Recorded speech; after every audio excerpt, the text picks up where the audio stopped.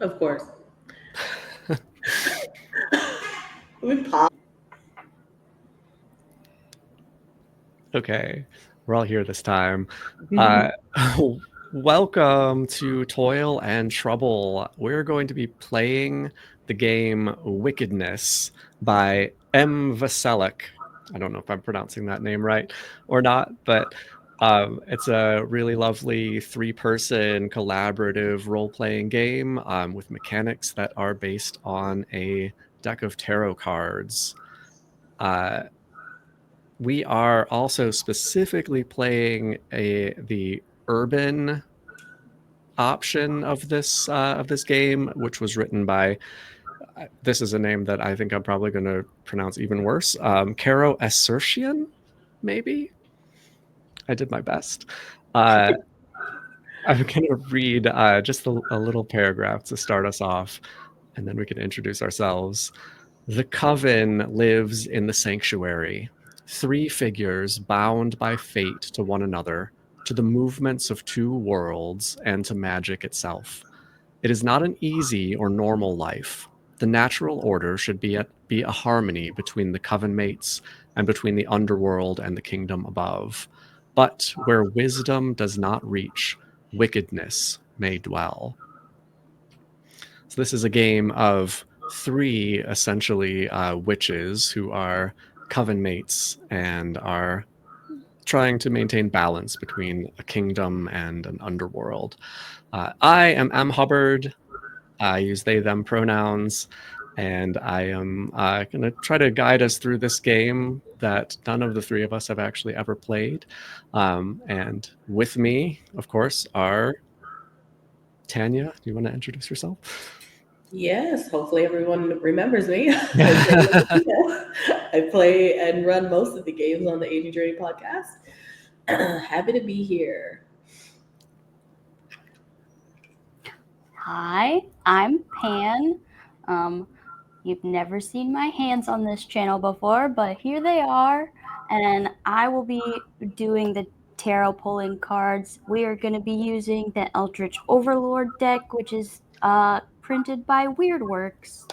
I think I have maybe I don't have the author in this little book, but yeah, it's printed by Weirdworks, and it's great. Perfect. Ta-da!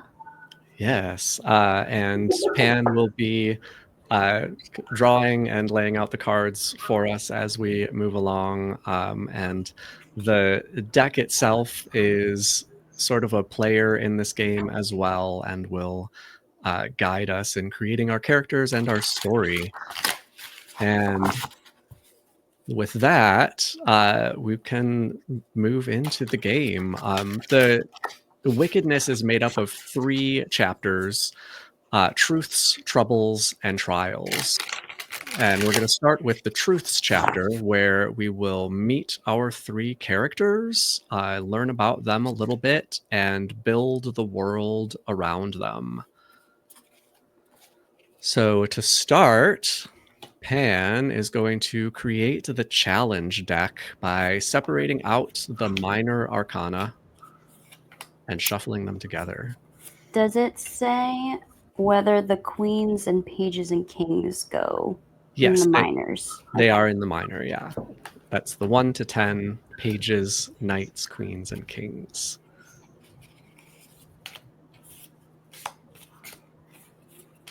This is gonna take a minute. That's okay. Thanks for singing to us a little bit while you shuffle the cards.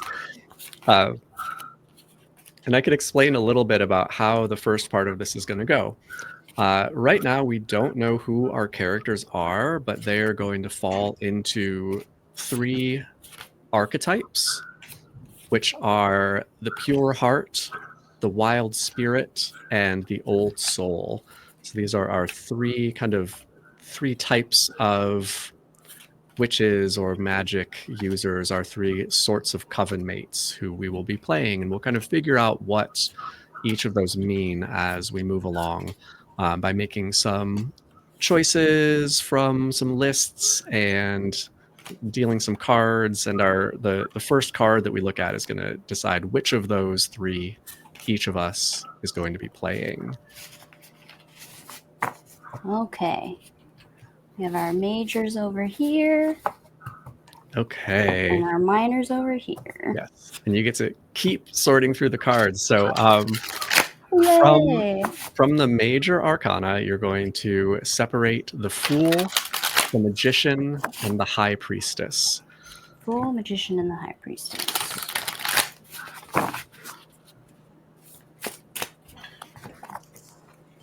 Those are our minors.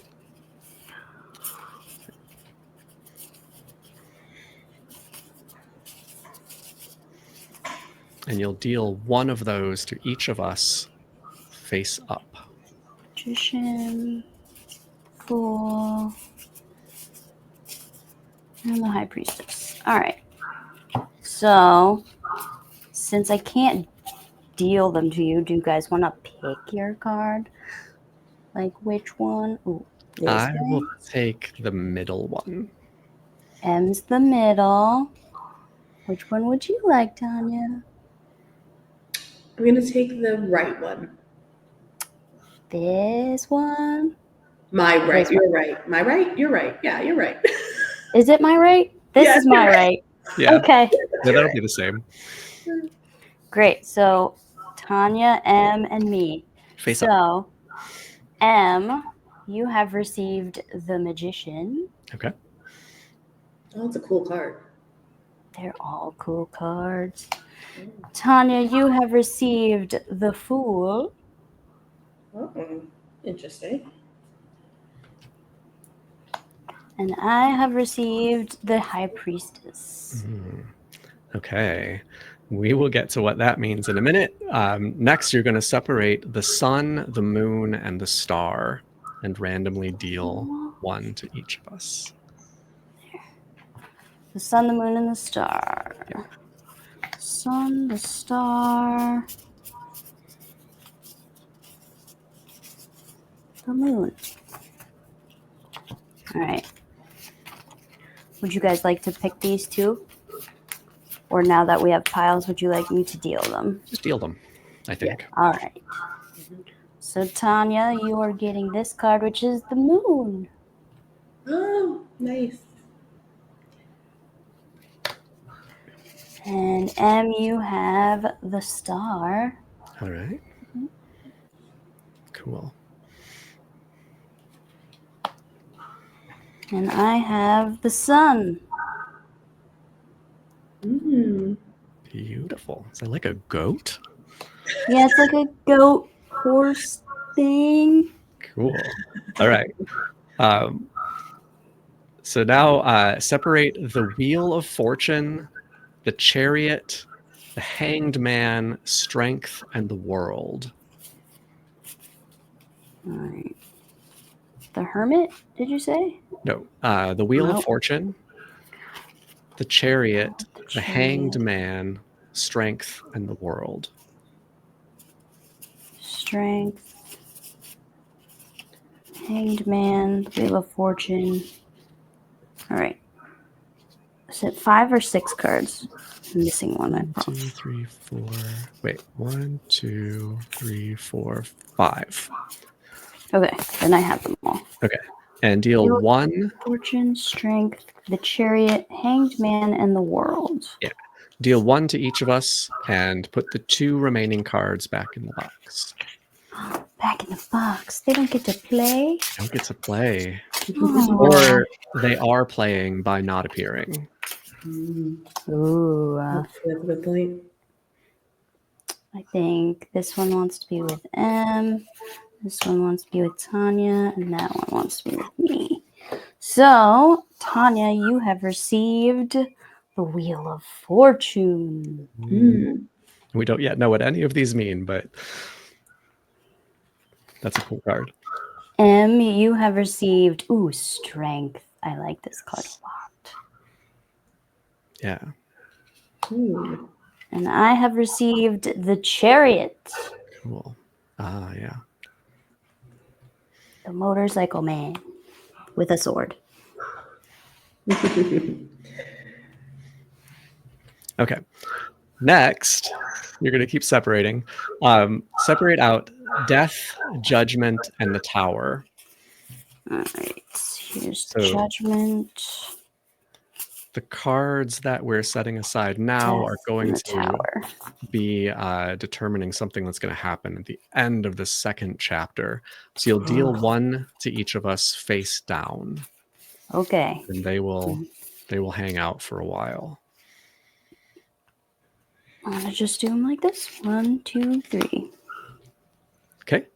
And separate out Justice, Temperance, the Hierophant, and the Empress.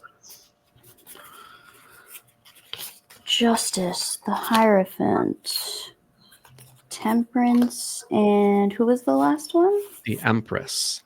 Aha, the Empress. And deal Excellent. 1 to us each face down and put the other one back in the box without looking. 1, 2, 3. And finally, this should probably just be the last 4 cards. Separate the Lovers, the Hermit, the Devil, and the Emperor. Yes, that is the last 4 cards. And deal 1 to each of us face down and put the other one back in the box. Okay.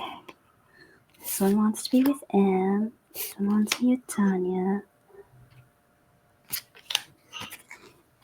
Right. Okay. And it says, emphatically, nobody looks at these. Don't look at it. We're ready to begin the first chapter, creating our coven mates. So the first card that we were dealt determines which of the coven mates will be playing. So whoever got the Fool, That's Tanya. okay, will be the Pure Heart. Aw, The Magician, I think that was me, that is you. will be the Wild Spirit. And the High Priestess will be the Old Soul. Ooh, yay. So I've set these all up in that Google document so you can take a look over there. And there are several choices to make.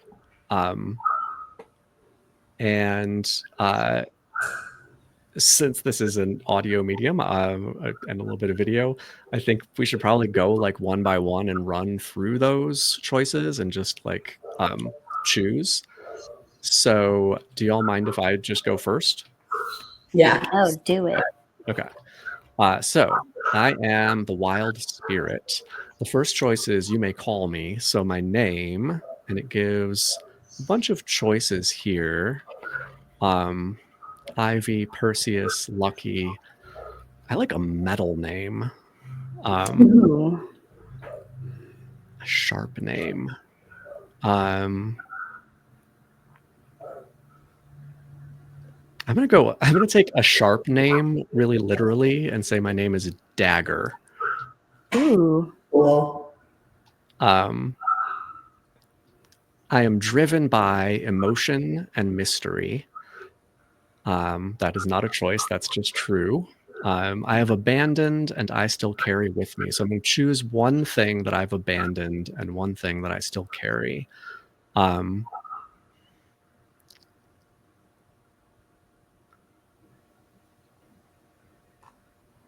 think I've abandoned more friends than I care to admit.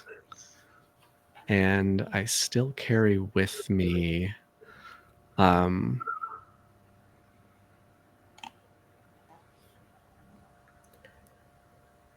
I'm going to say a family heirloom.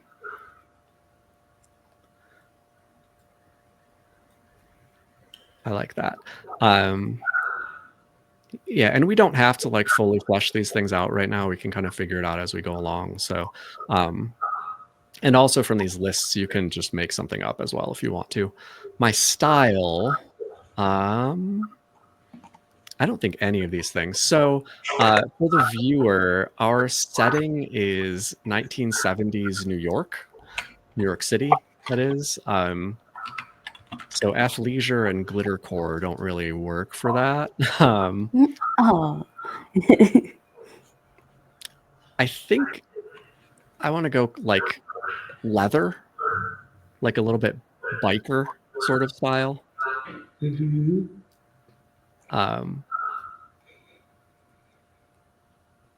Yeah, and the underworld menaces me with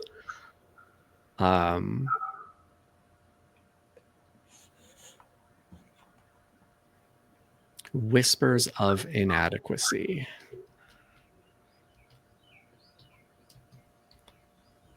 Yeah, and we've got some questions there for each other also, which we'll do once we all have our characters kind of set up. So, yeah, my character's name is Daggar. I'm driven by emotion and mystery. I've abandoned more friends than I care to admit, and I carry with me a family heirloom, leather biker style, and the underworld menaces me with whispers of inadequacy. So that's what I'm going with for now. That's Daggar. Who else wants to go? And do you want to go next? I'm trying to think of a name because I like the description of a threadbare name. So I'm trying to like come up with a synonym for like tired and worn that sounds more like a name. Yeah. Do you want suggestions? Sure. I don't have one, but Oh. one of the kind of built-in rules of the game is like it's collaborative, but there are questions that are asked to particular players, and make sure that that person wants input before you give input. It was kind of one of the things.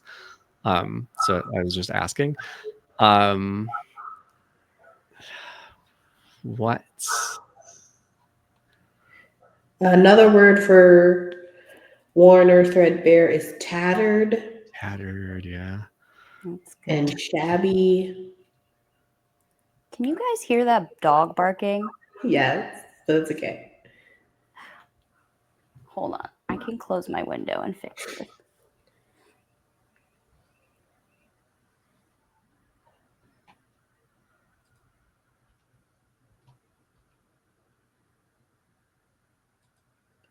Something with like patches. Yeah, patchy. Faded. Yeah. Oh, frayed. So you could be Freya, but that's very specific. Ooh, that is very specific. Yeah. I do like patch though. All right. So I think I'm going to go with patch. Like it. Okay. So my name is Patch. My celestial card.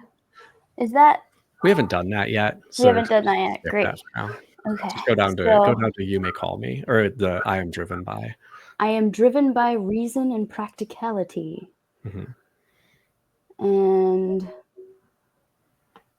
I have always learned best by.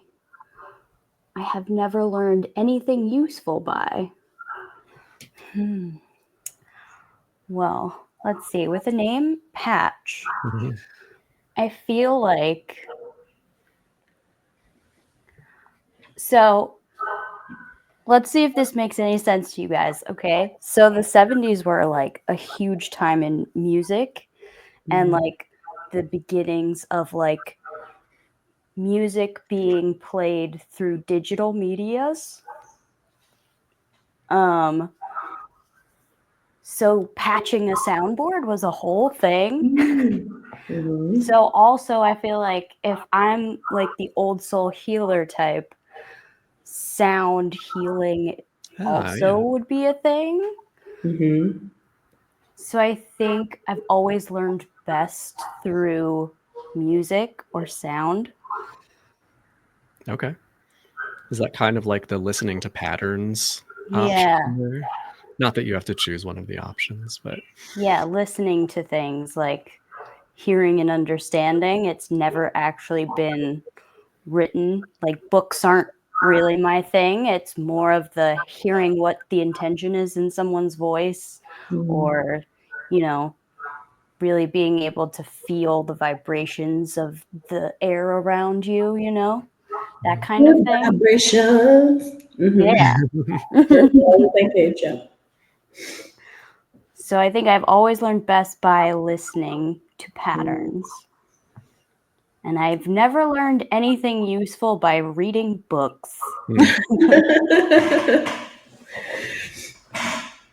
Who has time to read a book anyway? yeah. That's like the opposite of real life me. So. All right, and then there's my style. I feel like if we're going with the sound nerd type, I feel like it's very like bohemian. All right. Yeah, if there's any of these things in the options, it would be like wire rimmed glasses and high top flats, knitting needles, scarf. But like those big old 70s headphones Yeah. with like the wire on them instead of wire rimmed glasses. It's like wire headphones. Nice. I used to have a set that I got somewhere that had a volume dial on the side. Oh, yes. Very cool. So good. And then the Underworld menaces me with overwhelming silence. Yep, Oh, yeah, that one. obviously. Yeah. Perfect. Cool. All right. Tanya. Okay. Pure heart. And this is like, I think the archetypes are roughly like the young witch, the middle, and the older, but they don't really have to be that. Yeah. I really like Pepper and Joy. Those are singing to me, but I also really like Cedar and Willow. I actually have a D&D character named Willow. That's funny. But I think for this pure heart, I'm thinking more of like a really handcrafted or unique name. Something that has to do with maybe innocence.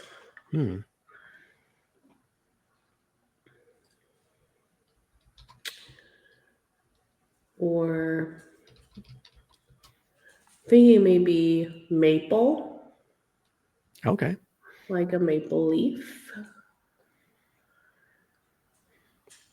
Yes, we're going to go with maple. Okay. And I'm driven by faith and connections. I came to this city in search of my true love. That's cute. Yeah, we'll do that. That's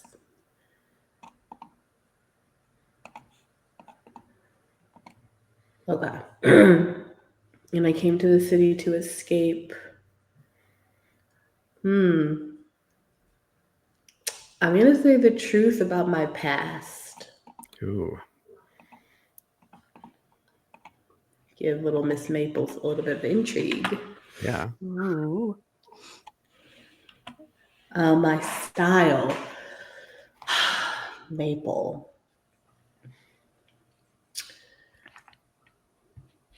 Yeah, I'm thinking flower. She's a flower crown type of girl, but I want her to be kind of I mean, it's 70s, so definitely giving hippie vibes. But like a late hippie. yeah, but like innocent hippie, like came from a small town type of situation. So I think I'm gonna go with flower crowns.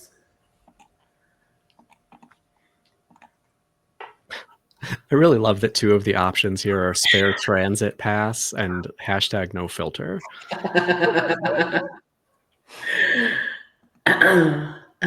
The underworld menaces me with these are really good. A hellhound, the color of slate. Yikes. Ooh. That sounds fun. Unnatural shadows. Ooh. I like those, but I'm thinking of how I'm building Miss Maple, and I'm gonna go with Sleepless Nights.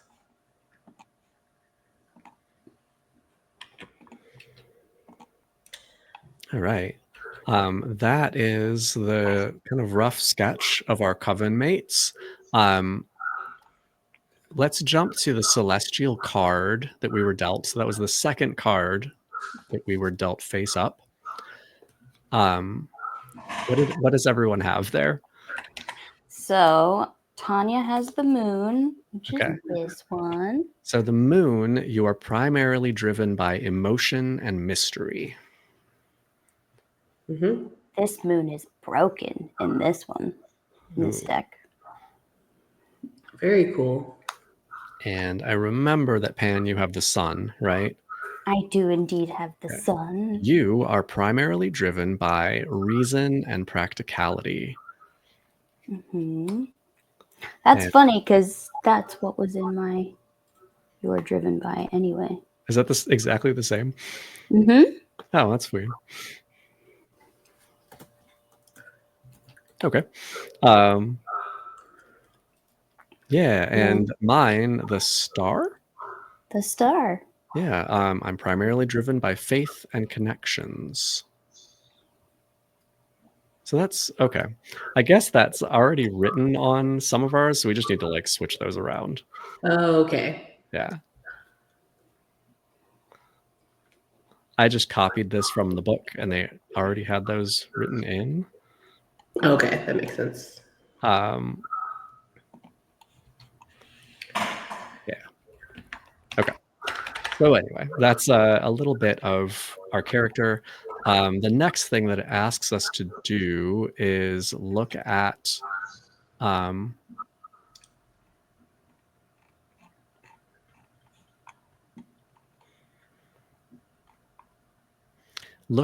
what's written under my power and imagine your coven mate as someone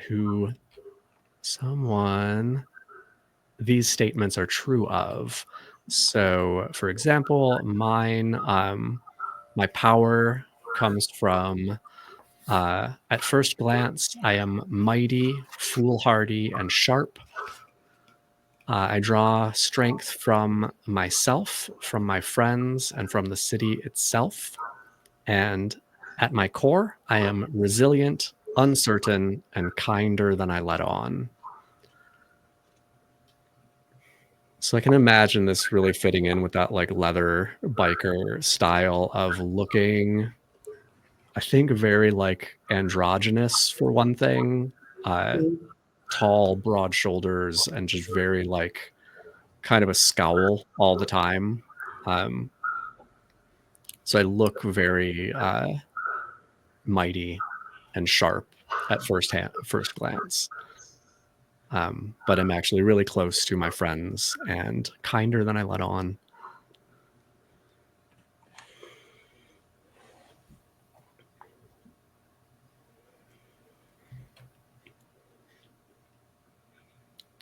So if you want to read through those and make a comment, you can. If we want to just jump ahead, we can also do that too.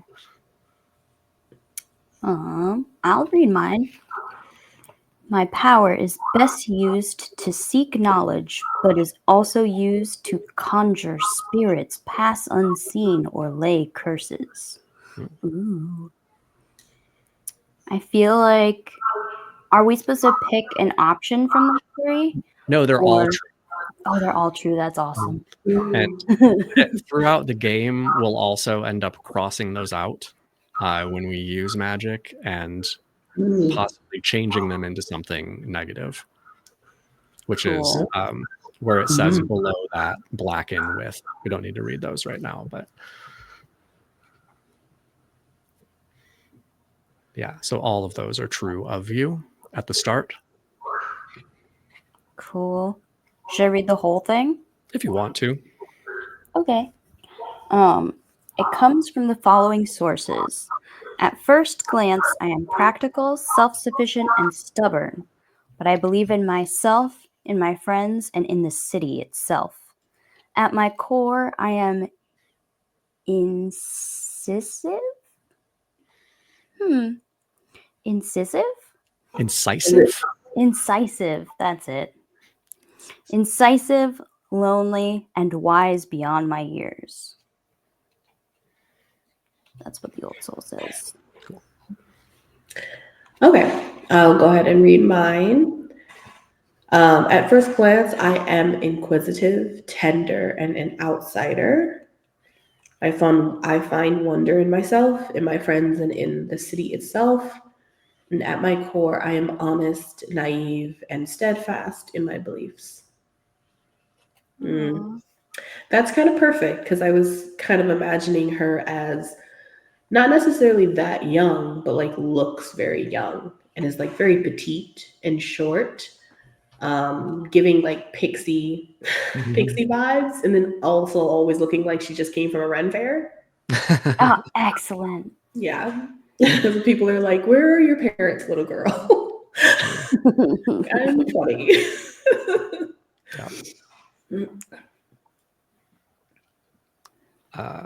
Yeah. And below that, there's a section that says my follies. And these are things that you will also kind of like run into, things that you will do that are not great. We don't need to read through them right now, but throughout the game, you will end up succumbing to your follies and doing these things. Oh, no. This is one of those, I really love games like this where you're just constantly choosing between different ways of failing. It's one of my favorite things. But yeah, so moving ahead, understanding your coven mate's power. The next card, the final card in our face up arcana, gives your power one more twist. So what do we have there? So, M, you have strength, which is this card. Okay. So I can choose between size magic and beast magic. Ooh. I feel like beast magic is the way to go. I mean, with the white tiger here, I feel that is a great choice. Yes. Okay. What's and then Tanya has the Wheel of Fortune. Okay. Easy. You can choose between time magic and luck magic. Oh. I was kind of leaning toward time, but now that I've kind of flushed her out, I'm thinking luck. Yes. Yeah, luck magic. Love it. And mine is the Chariot. Ooh, interesting. You choose between travel magic and sword magic. Ooh. I love that this card itself has like a motorcycle and a sword in it. Yes. I want to go with, I think since we're aiming for New York City and travel is kind of already a thing there. Like the subways already exist. I don't need travel magic, so I want sword magic. Okay. I wonder what that's going to look like. We'll figure that out, I think, when we get to it. About magic, This says the coven can do petty magic on a whim, but sometimes they need to roll up their sleeves and undertake a major working. When you perform an act of true magic or are directed to strike a source by a challenge, you'll need to strike away a fraction of your coven mate's power. So that's where you'll strike out one of those things that you've listed that's true about you. So that's when you're doing a major work of magic, which is basically to solve a challenge. Then our next step is creating the sanctuary. Now that we know a little bit about the coven, we should discover the place where they live. The sanctuary is a strange place called home by strange forces. It doesn't wholly belong to anyone, but the coven are its de facto custodians. The sanctuary has resources, friends, and wonders. And I think we can just choose if you scroll down past the characters, there's the sanctuary. So first off, what do you think our sanctuary is? This magical place in the city. My first thought was like a oasis, because I don't know how apocalyptic we're going, but like I'm thinking of like I Am Legend and how it's like overgrown. But maybe that's not the whole city, but there's just like a pocket of an alley or something like that. Yeah. Because I'm looking at like living spaces. I think that'd be cool to have like a lot of greenery. Okay.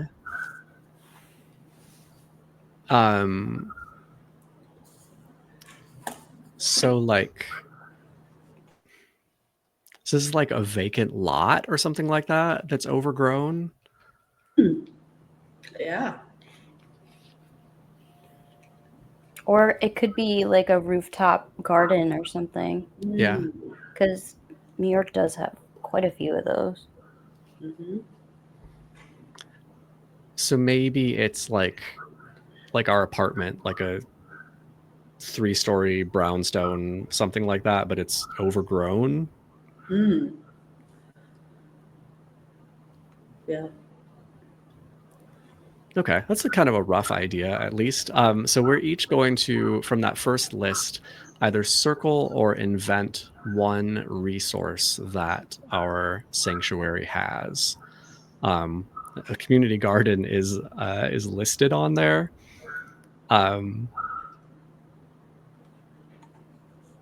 High-speed Wi-Fi is also listed. I think we can cross that out since it's the 70s.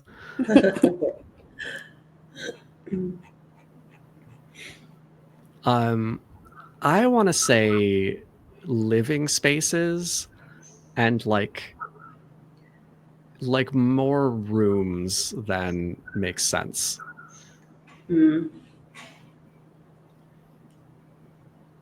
I like that. Yeah, more rooms than makes sense is fun.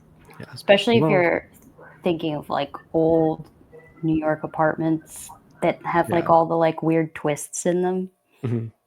That might actually be more of a wonder than a resource.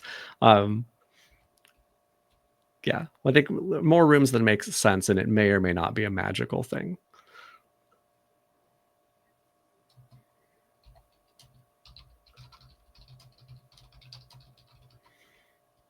So who else wants to choose one or invent one?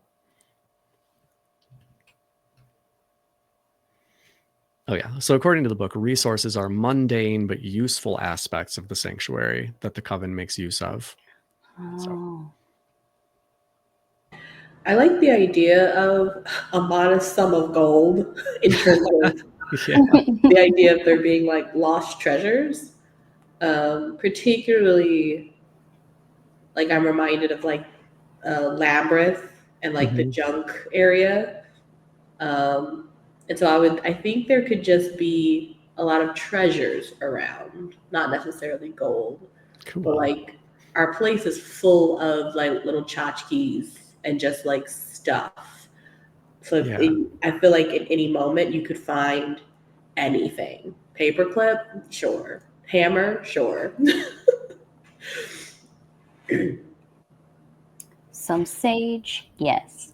Yeah. And it's like, oh, that was Napoleon's hammer or something like that. Mm-hmm. I like that of these options, there's just a washer dryer. Uh-huh. we just have one of those. I mean, It's yeah. practical. Yeah. Yeah. So have we already added the rooftop garden, or No. Do you want to make that No. one of them? I do. I like that as that idea. All right. It is there. And I'm just going to delete the rest of them. Great. Okay, next, our friends. This is where it gets magical. So each coven mate selects one friend, giving them a name and a detail. Emma, are we going to ask the questions of each other at some point? Oh, we skipped that, didn't we? We did. You are correct. Or maybe did I not? No, I think we did skip that. Oops. Yeah, so we actually haven't hit that point yet. I'm running through the guide, good. and I was like, did I miss that? No, we're not there yet. Great. Yeah, so I we just are. wasn't sure where it came in. Yeah, we are choosing friends. Are they people, like humans? Well, if you look at the list, some of them There's are, a wide variety. and many are not. Oh. A fickle street lamp sprite. Yeah. Like an impressionable barista witch. And there's the bartender down the street. Yeah, I am 100% choosing the bartender down the street. Yeah. Is it an actual bartender, or is it like a bodega owner? It's a bartender. I think this is a bar.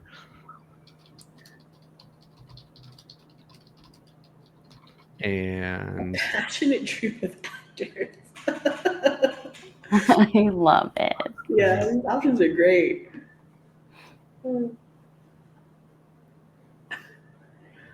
Ooh.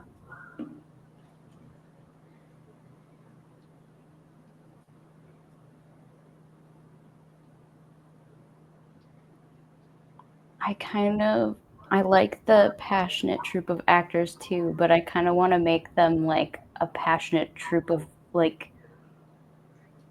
spinners or like street like musicians or something like that. That'd be great. Like street performers. Yeah, or like disc jockeys or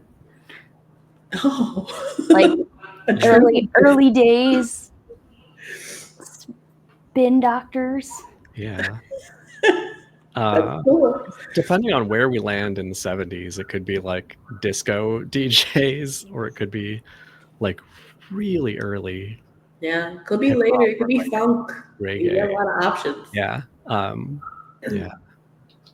I like it.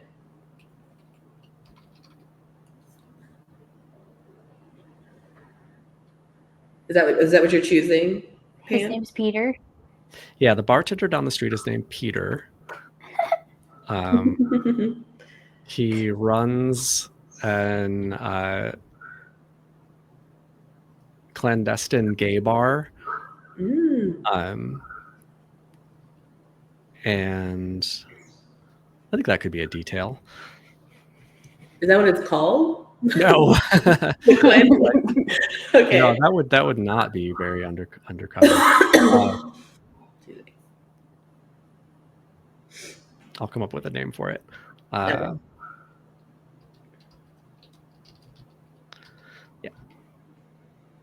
I can't for the life of me remember the Netflix show that I'm thinking of right now, but I can't get like the image out of my head of like the early like artists in New York who were spinning 2 records at the same time and finding the one place in the record where they would like spin it back to and make a whole song out of it just by using the records and like no other technology.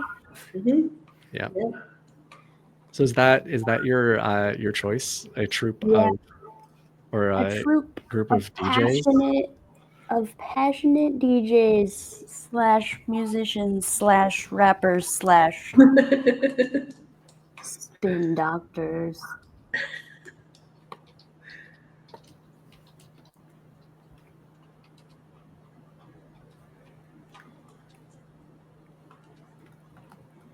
We'll call them musical artists. Yeah.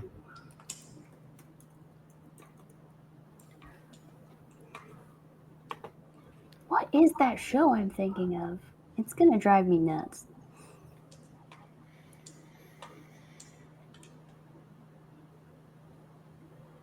Yeah, that's definitely like late 70s. So cool. Yeah. Yeah, Tanya, do you have an idea? Yeah, I'm kind of torn between the backroom florist because that makes sense. Mm-hmm. But also, I love the lingering wilderness revenant, and I kind of want to combine the two. Ooh, okay. Yeah, I think I'm going to combine the two. A lingering wilderness revenant who's a backroom florist. All right. And her name will be Sasha. What does that mean, a backroom florist? Is that? I'm interpreting it to mean that they are like, they have a front of a florist business, but then they Okay. do other, uh, they sell other types of plants in the back. Oh no, what happened? That was my fault. I did that. Cool. I figured out what the show was, guys. What was it? The Get Down. Oh, yeah. Great show. Never watched that.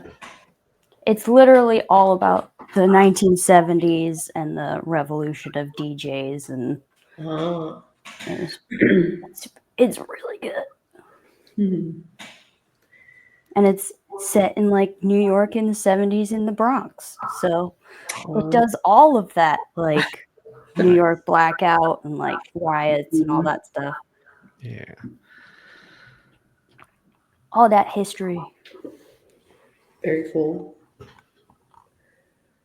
All right. The next in our, I guess the final thing in our sanctuary is wonders, are phantasmal, fantastical properties, mythical relics, and impenetrable mysteries that the coven protects and maintains. Because we should avoid defining what a wonder does, because wonders should surprise us in the next chapters. Okay.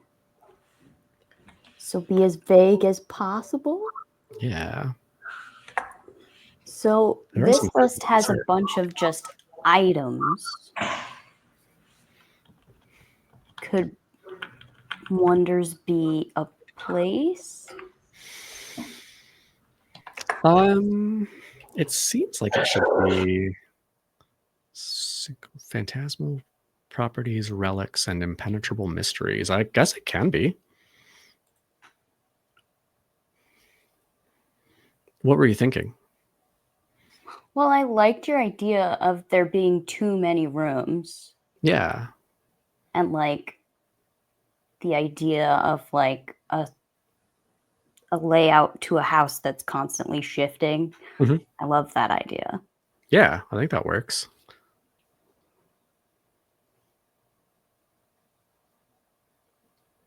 I don't know what I'd call it. The revolving doors. Okay. Revolving rooms. The revolving rooms. Yes, I love it. A fire escape forest is fun. That is fun.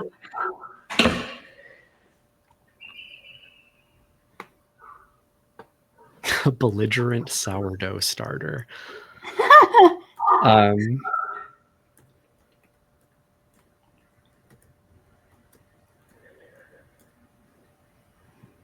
I like the fire escape. Well,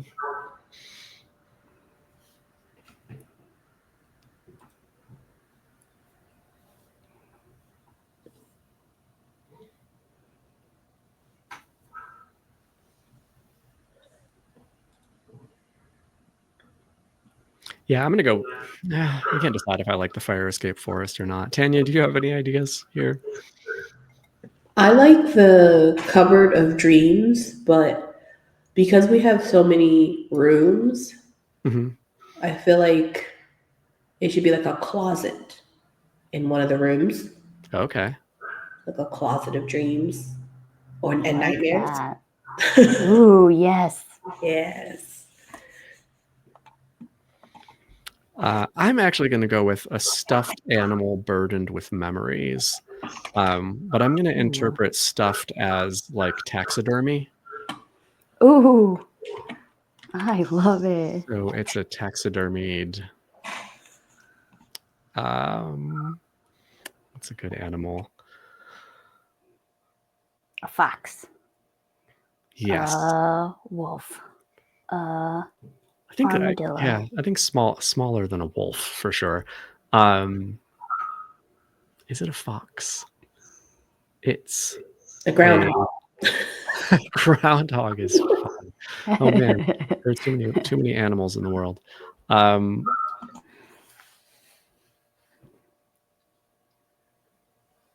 go fox. You know what? It's actually like, when taxidermists combine different animals? Ooh, yes, like a jackalope. Mm-hmm. But it's just like some mishmash, and it's really old, and it's hard to tell exactly what it was.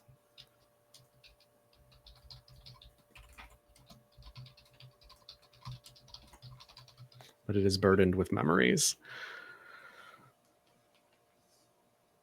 Okay. Creating the kingdom. Yay! The sanctuary exists within the kingdom, which is a straightforward human sort of place. And in the urban version of this, it is the city. And it kind of zooms in on a neighborhood, it seems. And here we have very particular jobs. So the neighborhood's appearance is the first thing, which is chosen by the pure heart. So Tanya, you can choose the neighborhood's appearance. Okay. Well, we kind of talked a little bit about what we might want it to look like in terms of our sanctuary, but what does our neighborhood look like?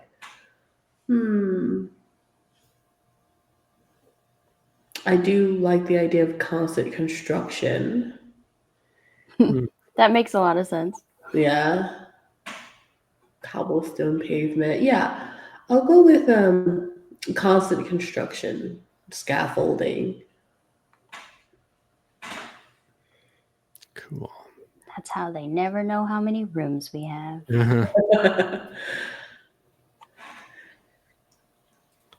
All right. The neighborhood's history chosen by the old soul. So Pam, that's for you. That's I thought that was going to go in order, but it didn't.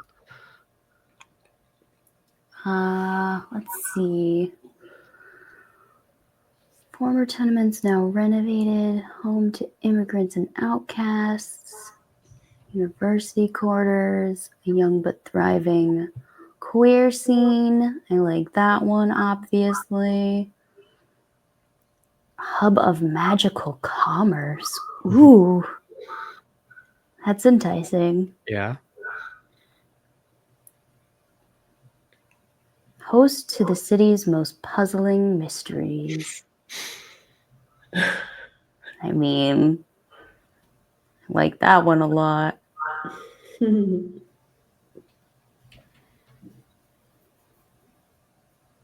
we combine 3 different things? Sure. I mean, if you can tie it down into a short statement, then probably.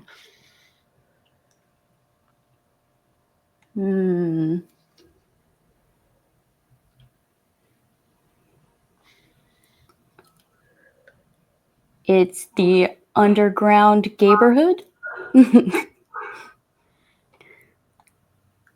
All right. So, a queer community that's hiding a lot of mysteries.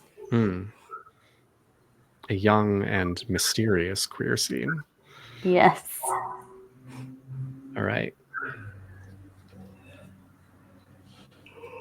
And my question is the neighborhood's residents chosen by the wild spirit. Capricious in their mirth. Weird.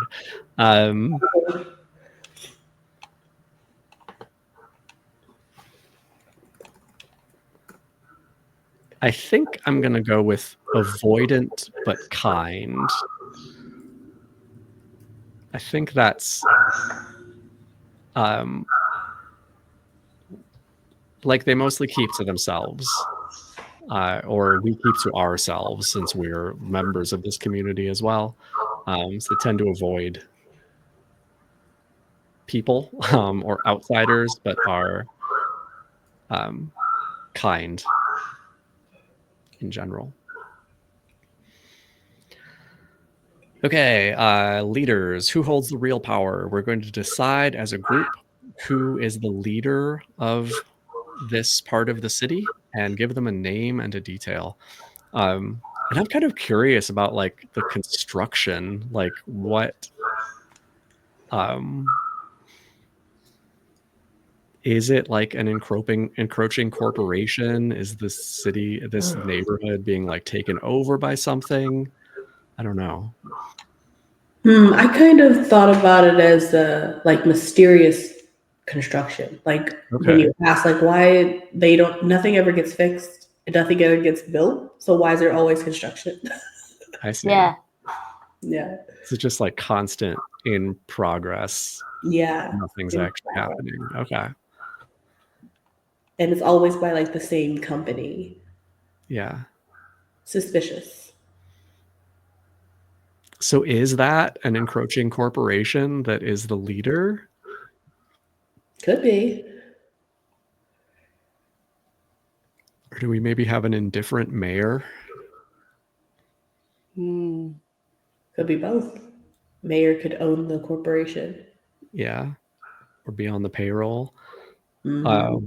We could also go like different direction entirely, like a mobster or something. Mm-hmm. Oh, yes.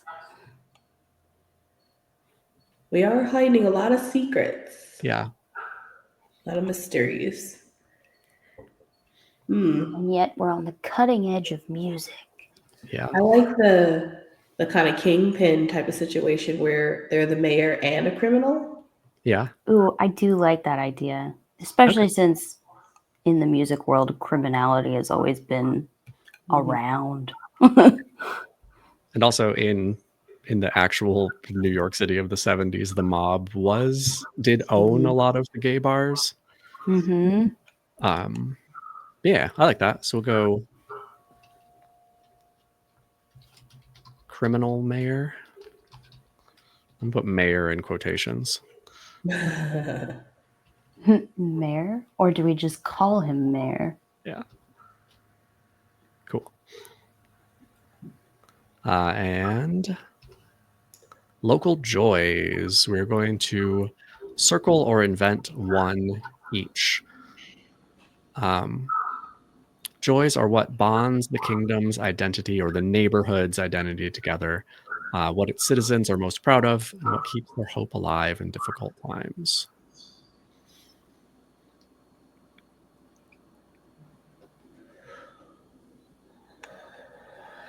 I think there has to be like a theater or like performance space. Yeah. Do we each pick one? Yeah. Great. I chose yours. Sorry. That's okay. Mine wouldn't have been a theater anyway, so it's fine. Is it above ground theater or above table theater? Or is it an underground theater? I don't think there's anything like shady about it necessarily, but like it's not super popular, if that makes sense. So kind of underground in the way of like they're a little avant-garde. Yeah.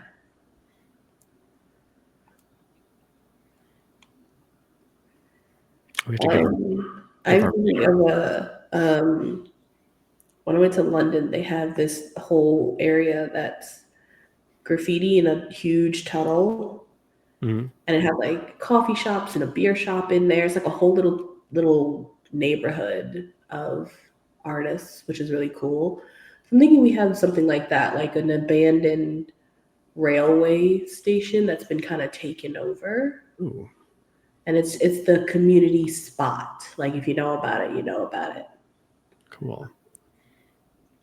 Yeah, the Yeah, I like that a community lot. spot.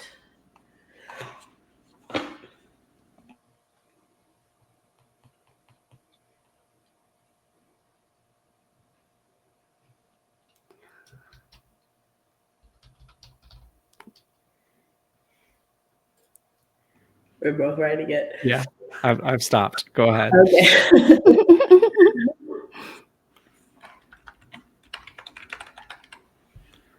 What do you have, Pan?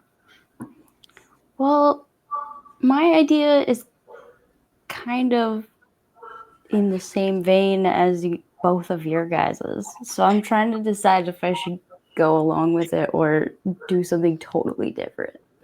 Totally different. Okay. Then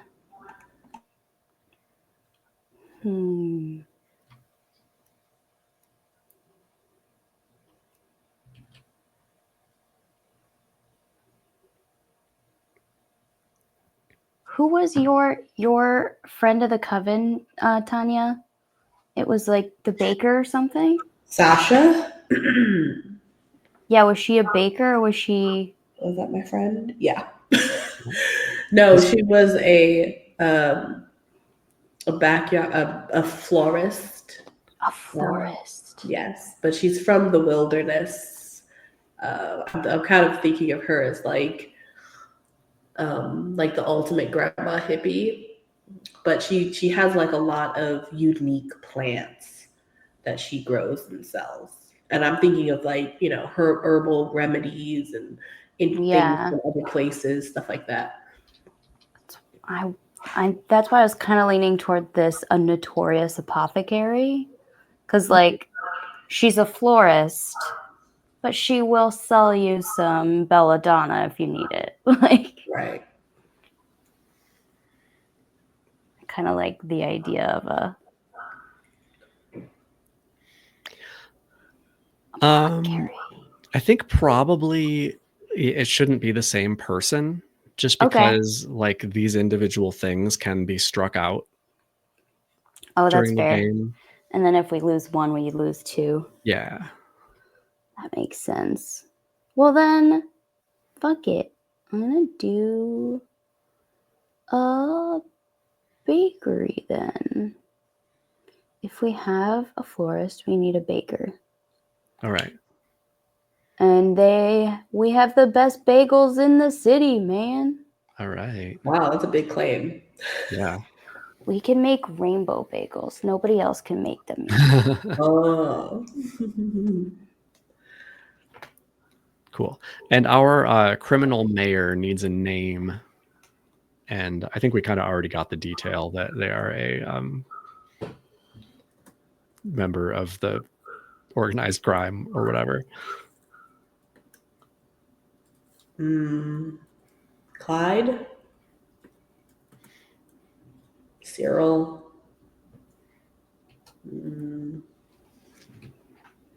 Lonnie? Lonnie. Raymond. No.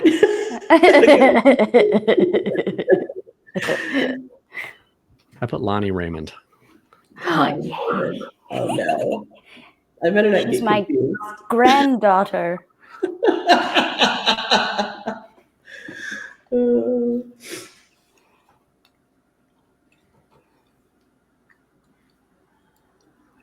We immigrated from Chicago, see? We're not making this canon. Oh, come on. No. We have and just for everyone's sake, we have another game being run where Pan's character's name is Raven. Yeah. And he's a mob boss, Yeah. which makes it. That's tricky. Yeah. So the city also has a level of ignorance, poverty, and despair, which will grow as the game goes on, and various things will happen because of that. That's on the next page.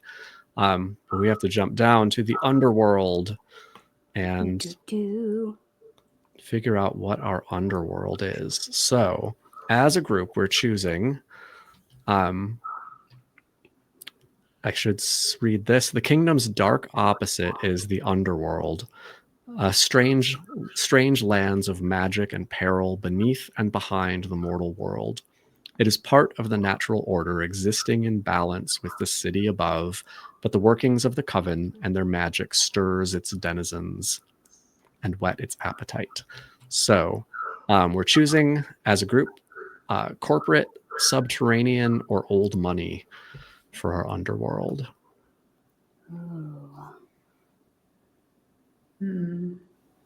I mean, mob feels like old money, right?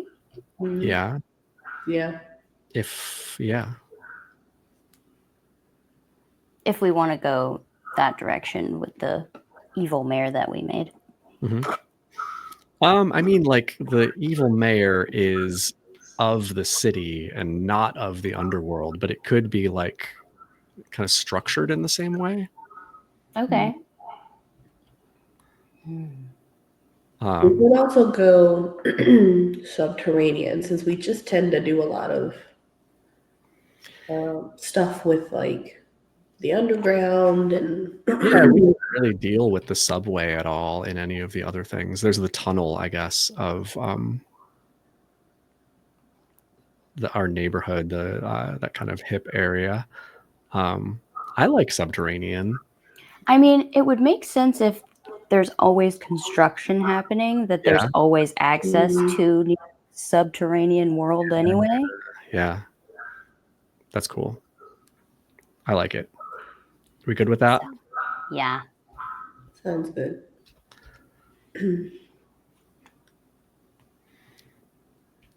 Okay. All right. The player who drew the star will choose one kind of denizen that inhabits the underworld. This is not in order. That's me, right? Am I the star? Yep, you're the star. One kind of denizen.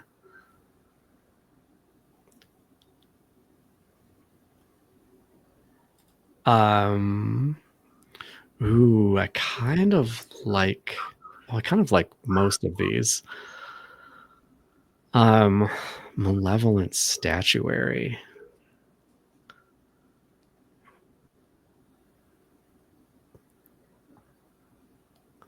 I'm gonna go beasts of waste and refuse. Ooh. Though Man. it was very difficult to decide. And I'm just going to highlight that. Yeah. Beasts of waste and refuse. So spooky.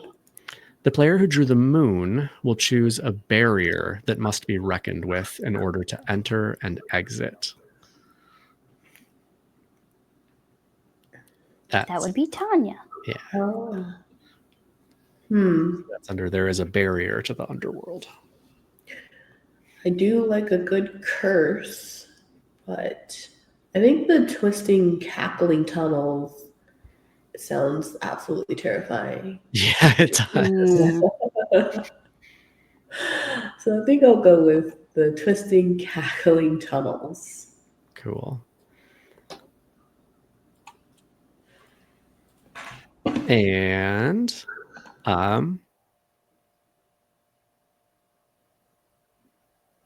why doesn't the player who drew the sun get to do anything? I think I do have something. It says the underworld has laws governing blah, blah, blah, bunch of stuff. Yeah, but in the direction, it doesn't say anything. Did we skip one? Mm-mm. Weird. Let's move ahead with just following the instructions. So it says each player follows the instructions written for their coven mate at claim 0 on the next page. So I think maybe that is where we might run into something. Because it has it in the underworld part. Let's see. Yeah, no, it's going to come up here. So Okay, cool. yeah. So first, well, let's go ahead and start with the old soul because you didn't get to do anything yet. When the game begins, give the underworld's face a name and a title. Where did you learn these things? Oh. That'll go where it says the underworld has a face. The underworld has a face and a title? Yeah. Oh boy. I'm so bad at names.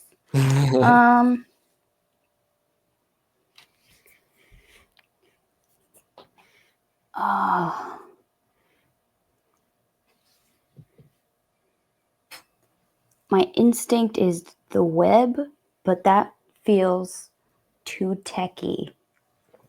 Yeah, like really didn't exist yet. Yeah. Oh, I thought But I'm you were thinking a spider's web. Yeah, that's what I was thinking of. Okay. Because of all the like networks of tunnels that are jagged and weird. But calling it the web for us brings up the internet, which doesn't exist. So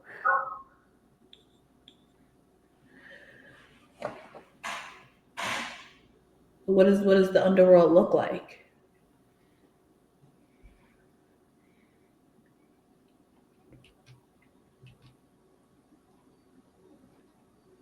Nexus. That's a good word.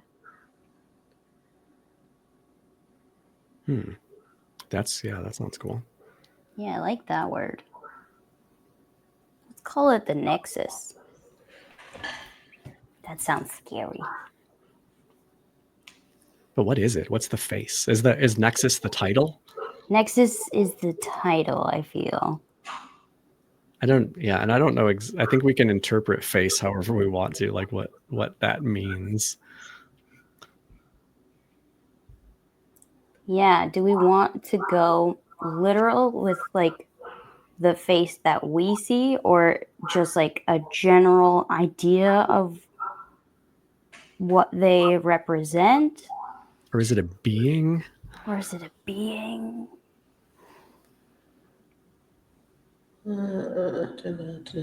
I'm open to suggestions.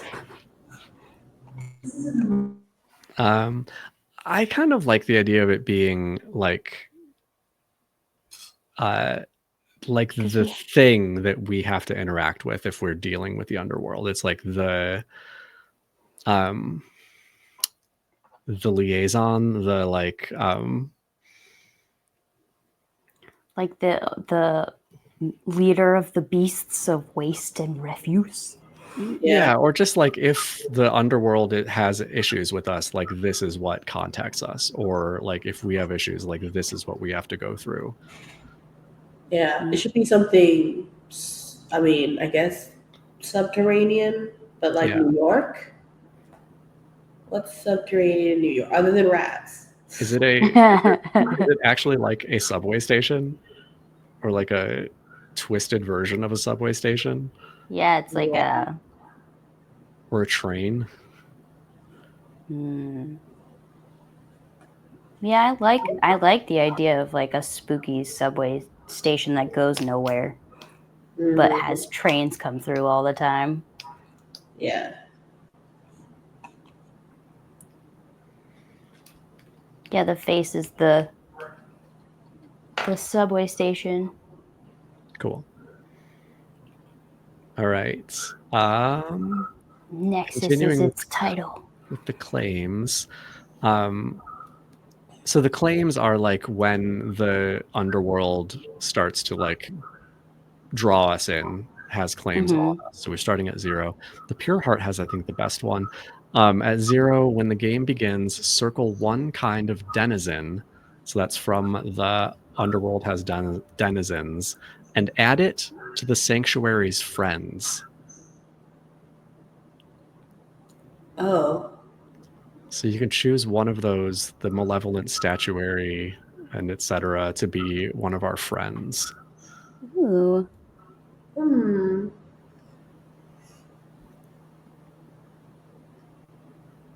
Spectre's hungry for power. Obviously, that's Love a good it. friend to have. I'll go ahead and copy that up onto our friends. And where is that? It's in Sanctuary. Okay. And my question here, the wild spirit at claim 0. When the game begins, circle 3 laws and decide what they mean. Which do you despise the most? So laws governing travel seems really obvious. Yeah, considering they're the subway system. Yeah, I think travel for sure. Violence, definitely. I'm a little sad I didn't pick travel magic. Yeah.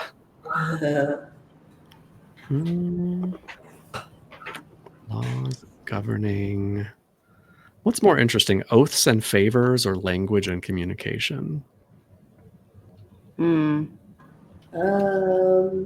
If you're doing travel and violence, yeah, I'm assuming oaths and favors.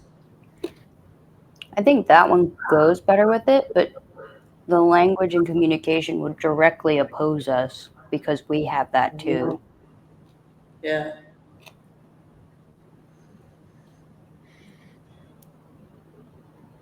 Yeah, okay. I'm going to go with travel, oaths, and favors. So I have to travel, oaths, and favors, and violence. And I have to say what those laws are. I think I'm open to help here also. I'm going to say the violence one, first of all, is it requires, maybe this is actually more like travel, that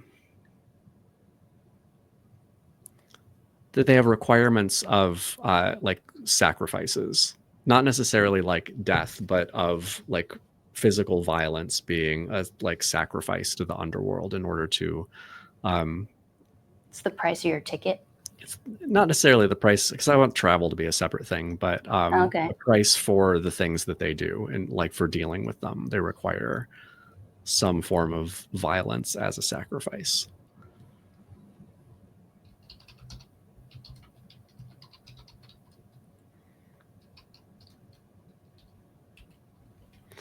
I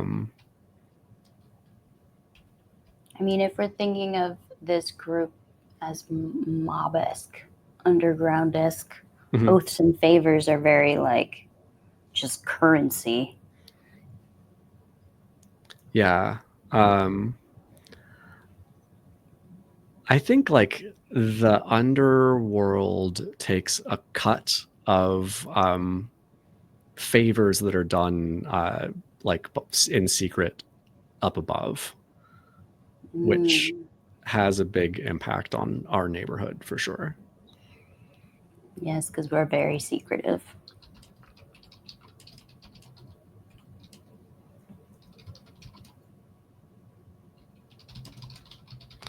And travel, I don't know. What do you think for travel? Maybe travel isn't even like the interesting one at this point. What does the law mean? You could switch it out for language and communication. Yeah.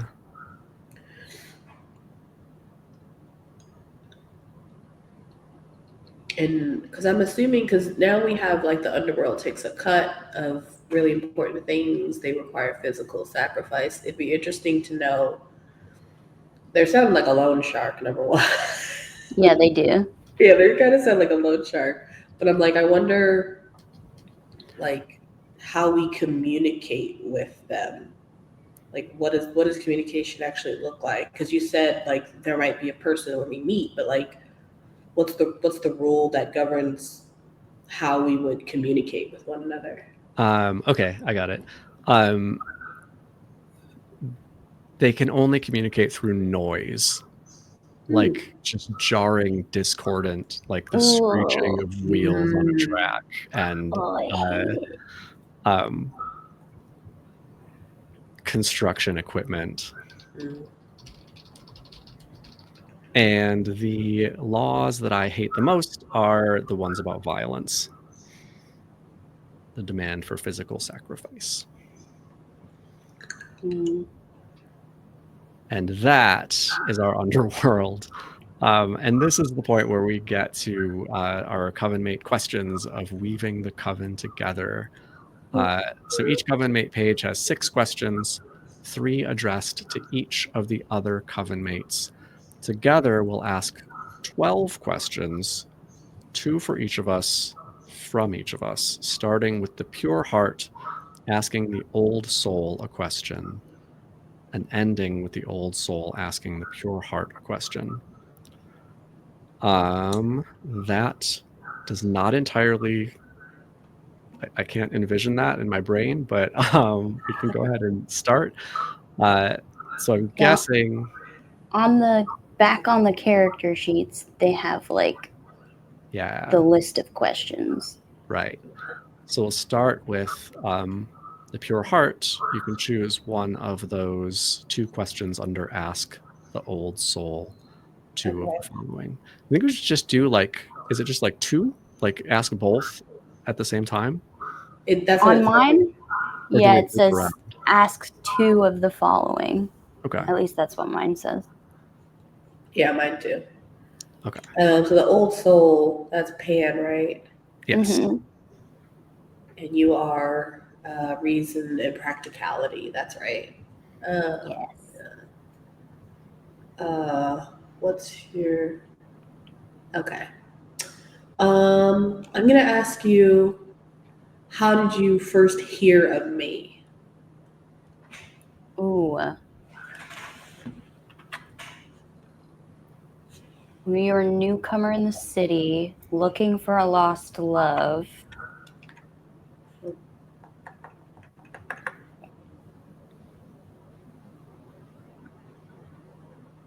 Are you? Can I ask follow-up questions?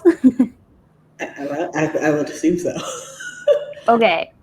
Are you queer in some way? I'll say, man, I gotta make her up on the spot. I'm gonna say she's like probably in questioning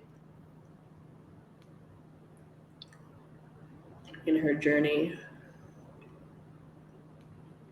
So I feel like someone looking for someone in our community might be a way that I would have heard of you, because if somebody's looking for somebody in our community and we're very mysterious, it would be an oddity that someone from back home would come looking for them.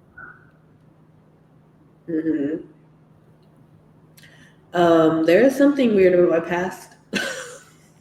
It might be that. Oh. So yeah. So you heard of me because you were asking around about someone that we knew.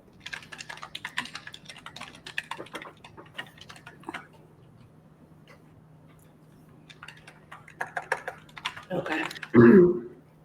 I will then ask, what do I see in you that reminds me of home?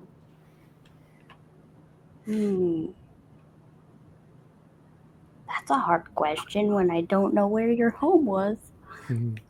I think since you just kind of talked about me coming and looking for someone, and I think I had kind of started to talk about her being from like either a small town or like fairly not having a lot of life experiences outside of that area, you can assume that probably She lives probably out of state, or maybe, in a place where there's not a lot of this urban or like city atmosphere, probably more rural,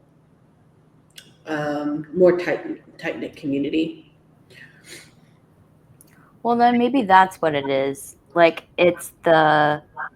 since I'm the old soul, it's the like mother hen of the community type energy. Like, there was, one woman gathering all the kids type person from home, that I have the same mothering tendencies of. Okay. Cool. And it doesn't say who goes next, but I'm gonna imagine now the old soul asks me questions. I have asked the wild spirit 2 questions. That would be Yeah. you. That would be me. Okay.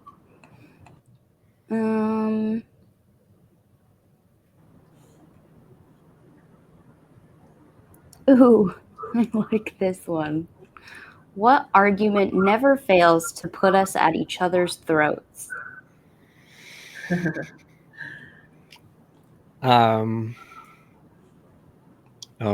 It's got to be about music. You hate my favorite artist. Yeah. So, like, we're going with like, Patch is like in this like burgeoning hip hop scene, right? Mm-hmm. I think that Daggar is a punk. Yay.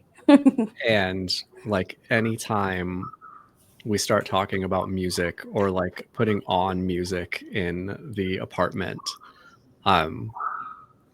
we cannot agree on it, and we both have like strong passionate feelings that we are very willing to express.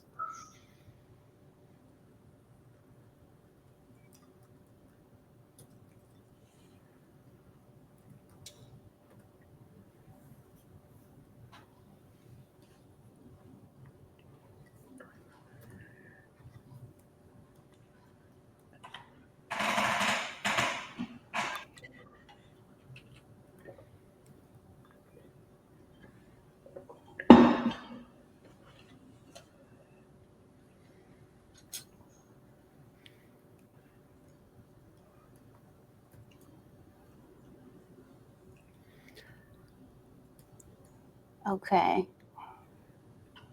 Oop.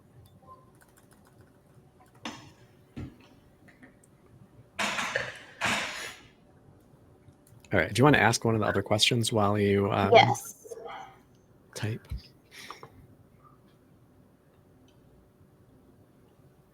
I don't think that's the word I wanted, but whatever. Anyway, when did you first concede that you had something to learn from me?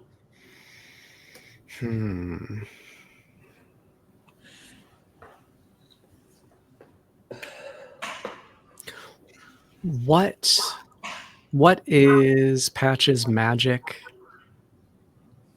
Swords? Swords, yeah.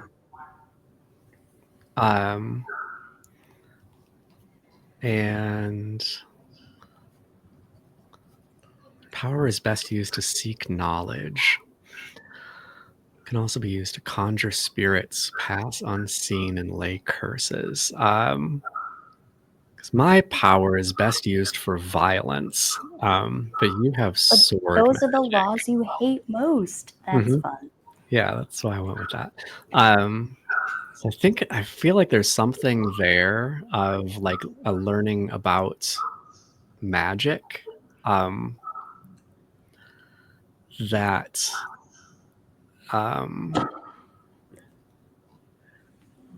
maybe you could answer this a little bit as well, but something happened where you showed me that your sword magic, like this thing like my name is Daggar, sharp and pointed, and like that this could be used for something else, something different. Yeah. So the fun thing about swords is that they're not just for cutting things, they're also for binding things. Like an oath to a king is always sworn on a sword.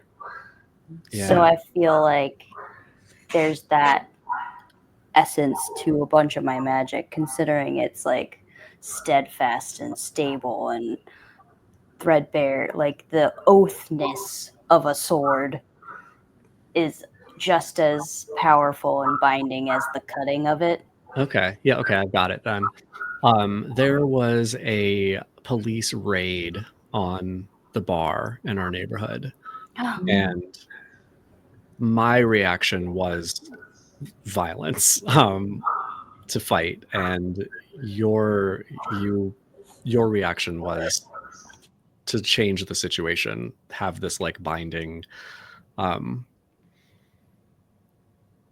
have like this oath from the officers or from whoever was in charge there that they would just move on and solve the problem without anyone getting hurt. I like it. Cool. And I'll let you figure out some way to type that. And so my first one is the Old Soul. So I guess that doesn't make sense. I'm going to ask the Pure Heart. So I'll ask Tanya.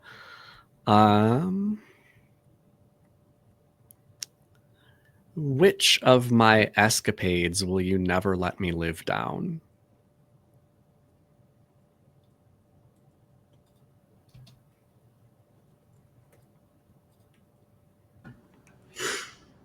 What do you usually do in terms of like when that feeling of like violence hits you? Like, how do you act that out? Find someone I disagree with and get into a fight with them. Okay. Or like leave the neighborhood and go to a different kind of bar where I know I'm going to find somebody who deserves it. Okay. So it's kind of well, I think maybe I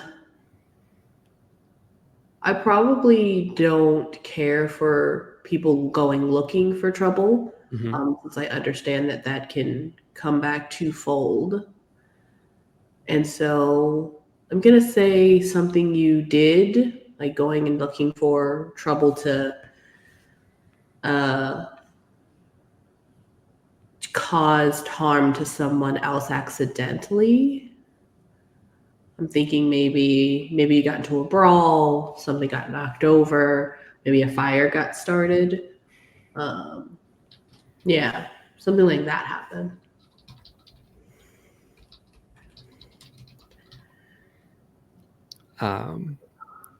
And you just bring it up. I think let's say I'm more of like it's one of those situations where if I feel like you're about to make a similar action, I might be like, okay, well, if we're forgetting what happened last time, I guess you can go ahead and do that type of situation. Very passive, but not passive at all. Type of bringing it up. Cool. I like it. Which of your virtues do I find hardest to emulate myself? I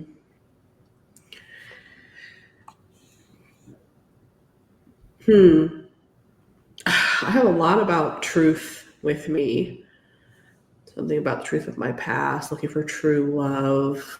It seems like I'm kind of creating someone who has a bit of some dark secrets.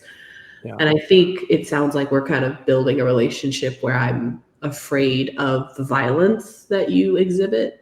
So I think maybe I'm like too honest, too truthful. I couldn't lie to save anybody, which is probably dangerous in some situations.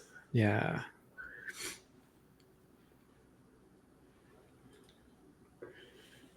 Yeah, I think that works. I also, looking back, I have abandoned more friends than I care to admit, and the underworld menaces me with whispers of inadequacy. So yeah, I can see how honesty is probably not my strong suit. So yeah, I think that will go back then to the pure heart, to Tanya, asking me Okay. 2 questions. I'll. Okay, so then I have to ask the wild spirit, which I think is M, right? Yeah.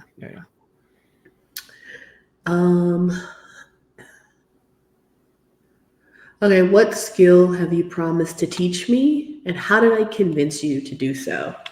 Ooh,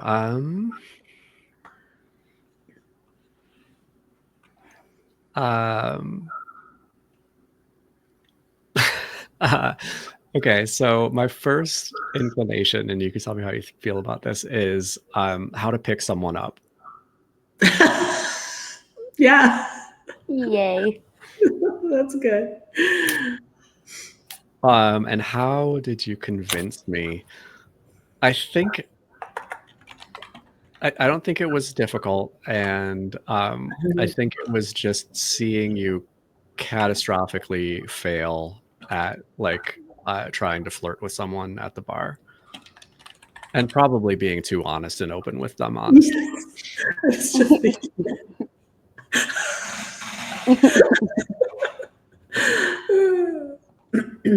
Love it. Need a name for this bar too.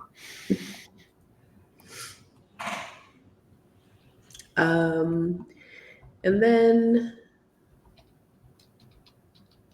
that might be interesting, but I think I'll ask this one.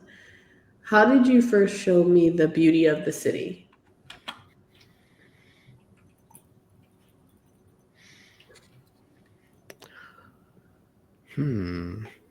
That's a good one.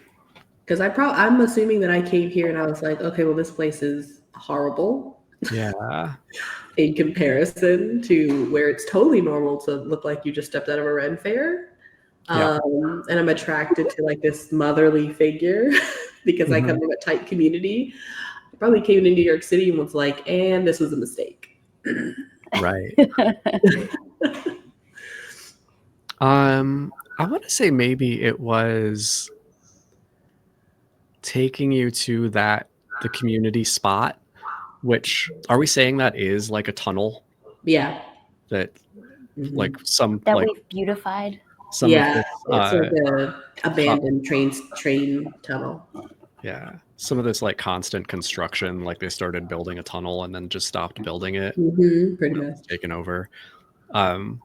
I think I took you there, and we just spent like the day there, going to like little stalls where people are selling things, like a group of like hippies that like totally fit your vibe, and getting, I don't know, meat on a stick from somebody, and just kind of like hanging out and like seeing all of the people. And so we stated that the neighborhood residents, or I did, that they're avoidant but kind. So I think you'd probably gotten that, like they're avoiding, like they didn't really, that thing where they don't want to engage. But here in this space, kind of spending time there, you saw their kindness.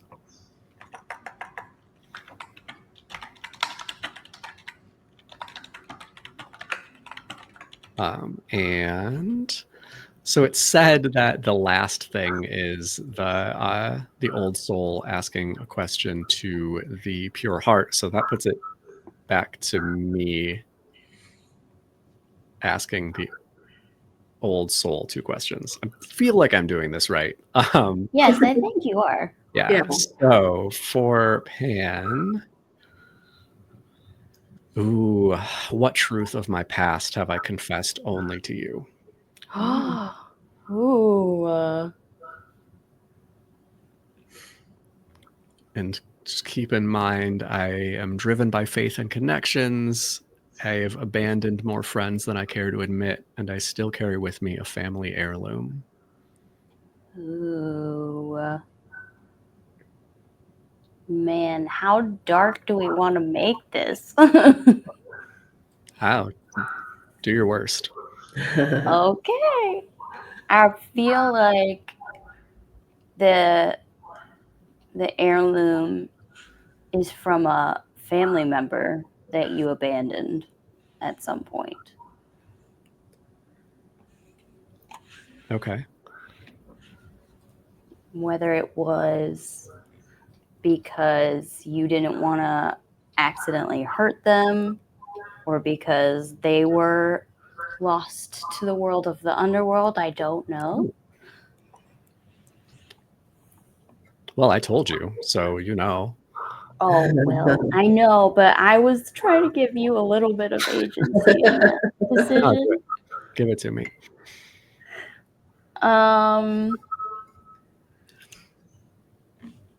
I feel like your violence overcame you at some point enough to scare you into abandoning a family member so that you would not harm them. Okay, I like that. I was afraid of hurting.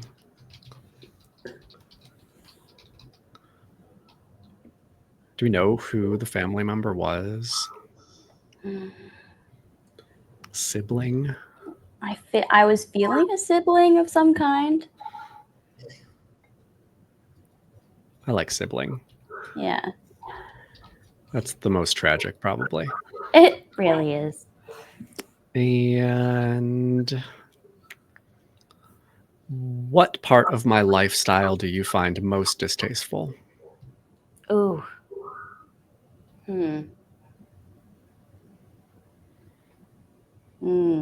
You're a punk.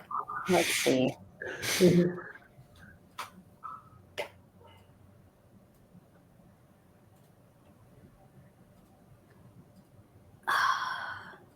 It would probably be all of the piercings that you have. Okay. Just like, why?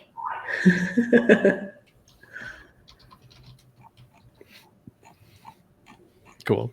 Especially since probably half of them are like home done piercings. Yeah. I probably like do them for other people in the house too. Oh, sure. I'm always trying to like stop people's infections from getting any worse. Yeah. So gross. Why do you do that? Cool. Finally, the old soul asks the pure heart 2 questions. Okay.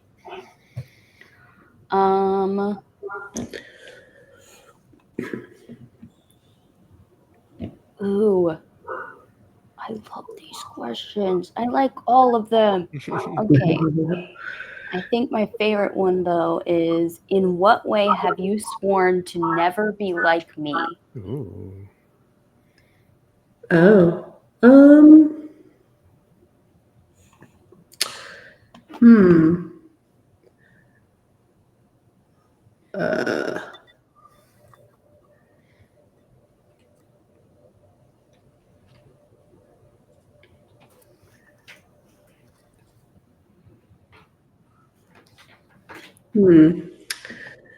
Well, let's see. You remind me of someone based on my questions. You remind me of home, which I think is going to be a good thing and a bad thing. So, As always. yeah. So you're really into like the music scene.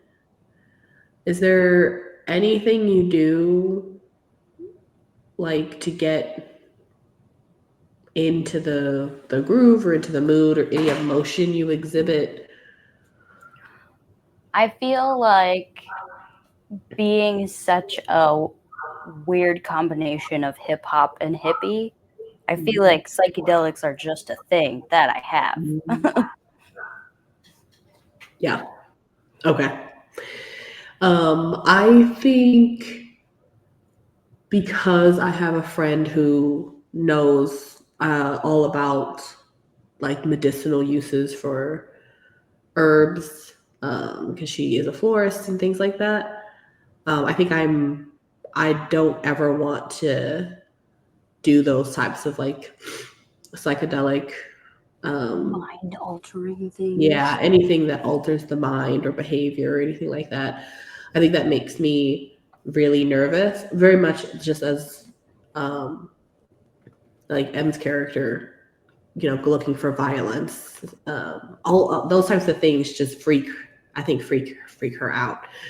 So I think she's just is worried for your safety and your mind's health and stuff like that.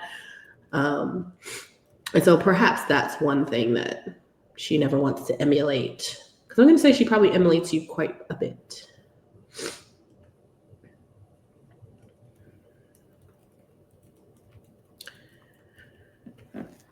Okay.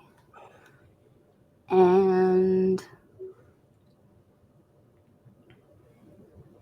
I like this one because we've already established that I'm mom-like. So what advice do I give you but never follow myself? It's a good question. I mean, Mayfield is a very truth person. She comes from a small town. She's learning to flirt. But I think she has a lot of innocence. But also I think she has a lot of things that she's keeping to herself. So I think maybe your big advice is for me to like let it out, like find an outlet, like find a healthy outlet. So like I'm seeing, an outlet of violence. I'm seeing an outlet of like music and psychedelics, but I don't think she does anything. Like I don't think she has anything that brings her joy or even passion. Yeah. And so I think you say that a lot to me, of like, I need to find a healthy outlet for like my emotions and things like that. But you don't necessarily model that. No, because the fun thing about what you just said is in like the flaws of the old soul, one of the things is like, oh, where is it? It's like, I ignore the problem until it bubbles over. Yep.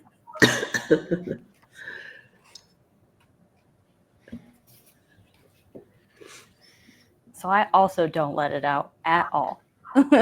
Yeah. We're all so healthy. Yeah. Yeah. That's why we had to join a coven, obviously. Mm-hmm. Yeah, so that is our first chapter. We did it. Yeah, we did it. And it actually took about 2 hours, as they said. Mm-hmm.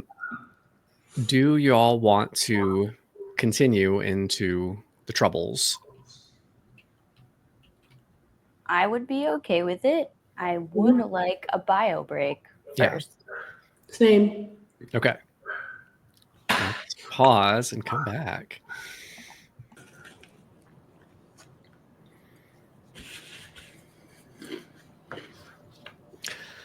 So we are moving on to chapter 2 of the story, Our Troubles. And for this, we are going to start turning over cards on the challenge deck, the stack of minor arcana. And then with each challenge, one of us will read it, read out kind of what the challenge is, and that is going to be determined by the card as well. So we will read it and some things will happen, and then we will each kind of deal with the problem in whatever way we decide we want to. The coins, swords, and wands card, we all have the option to fall prey to a folly, solve it with wisdom, or solve it with true magic. And the cups is a little bit different. But let's just go ahead, I think, and dive in. And Pan, do you want to turn over the first card?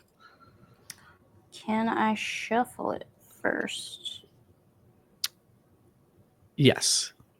Okay. Yeah, I think you were supposed to have shuffled it when we separated before. So yeah.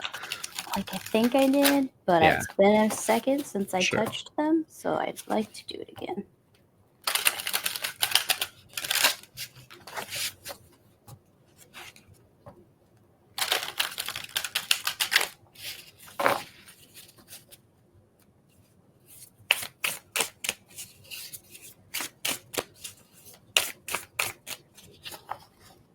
All the card sounds are going to be great on the audio version of this.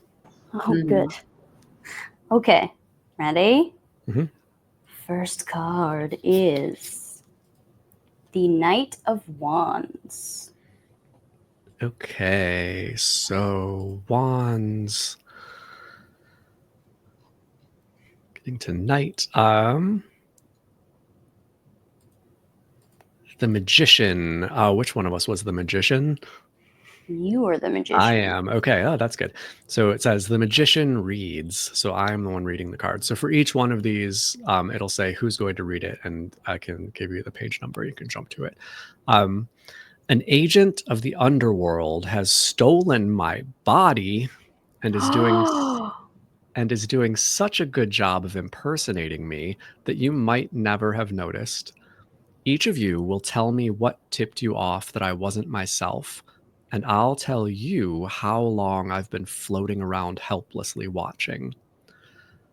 How do we get my body back? If we solve this challenge with wisdom, I may recover a stricken source. We don't have any of those yet, and we can't solve it with wisdom because we don't have any cards in our hand yet. So what are each the of you options to solve it with? Well, first of all, each of you are going to tell me what tipped you off that I wasn't myself. And I'll tell you how long I've been floating around helplessly watching.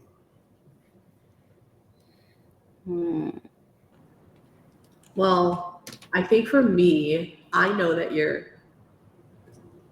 secretly kind because you take me to places and show me some of the good when I think everything is bad around me. So perhaps you were just like unusually cruel. Yeah. That makes sense. Pan? What tipped you off? You didn't totally hate the new song that I'm working on. Yeah, that would do it. Immediately suspicious. Right. I think I've been floating around helplessly watching for 2 weeks. Oh, wow. So, a long time. Yeah. I can't believe you didn't notice sooner. So here are our options. First, fall prey to a folly. The coven mates are powerful, resourceful individuals, but when they fail spectacularly. Each coven mate page has a list of 7 follies that the coven mate is prone to, the mistakes they must learn from on their life's journey. When you fall prey to a folly, say how that folly makes the situation worse and what it reflects upon your coven mate. Then draw the top card of the challenge deck. It's now a wisdom card in your hand. So you need to collect wisdom cards by either falling prey to a folly or just getting it with a card that you draw in order to solve it with wisdom. So solve it with wisdom we can't do right now because none of us have cards. So our options are fall prey to a folly, which does not solve the problem, or solve it with true magic. The coven's magic can accomplish almost anything, but this power can be costly.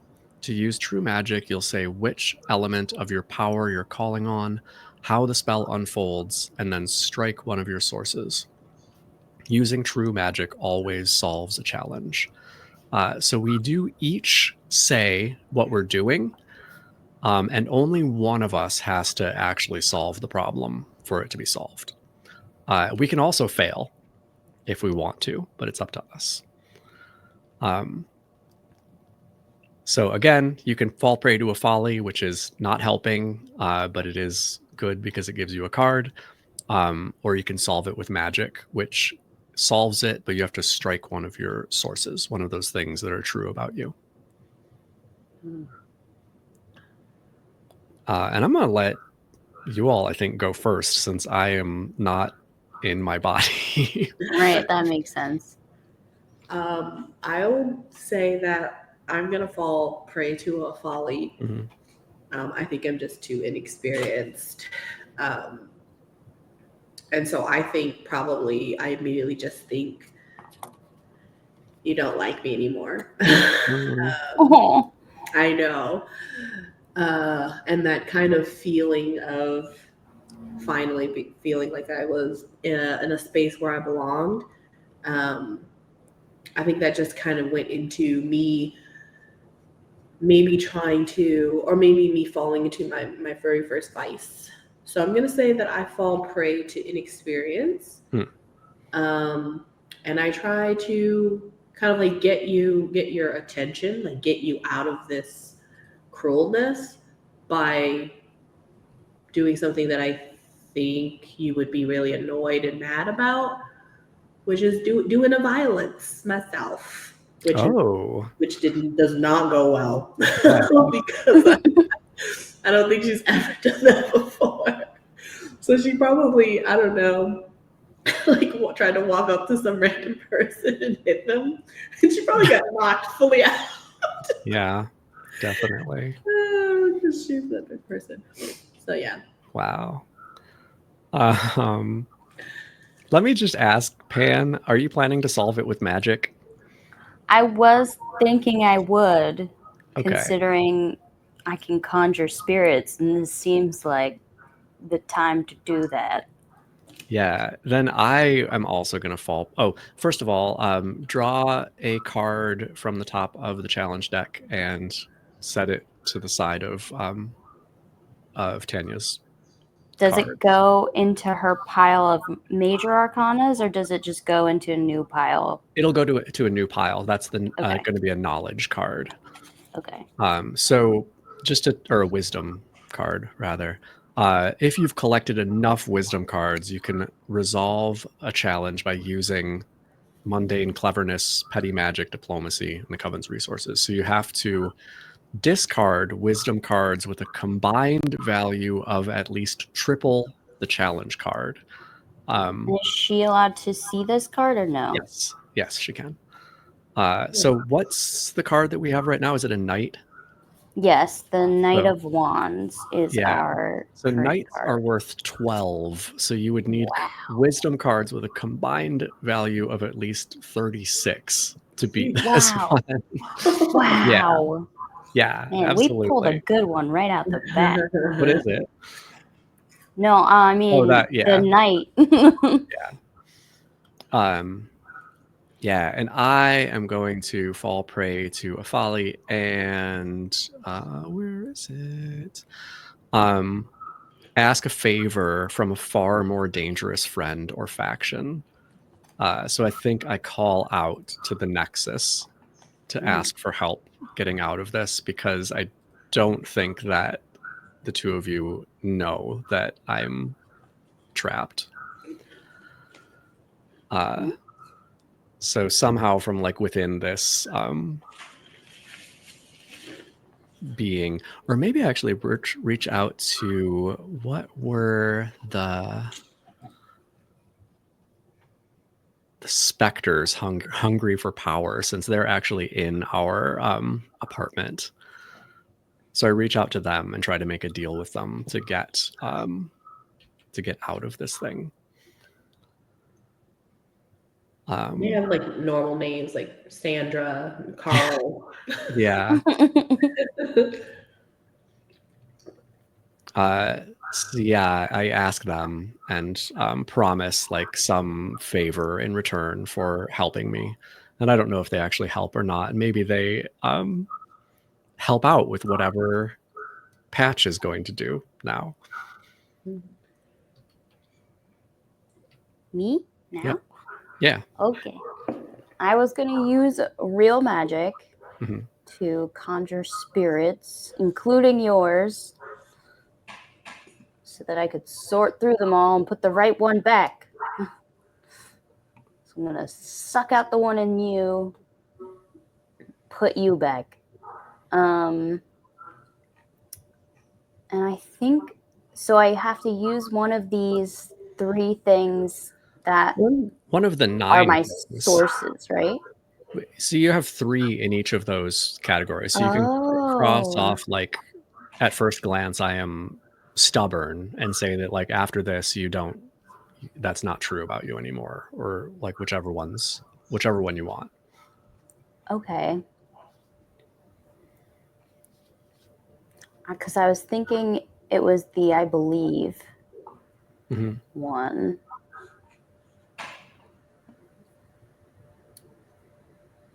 Or maybe it's the at my core I am lonely. It might be that one. Because Why? I'm drawing all of these spirits to myself.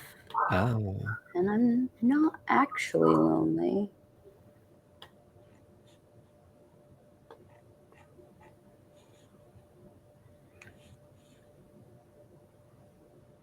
How do I?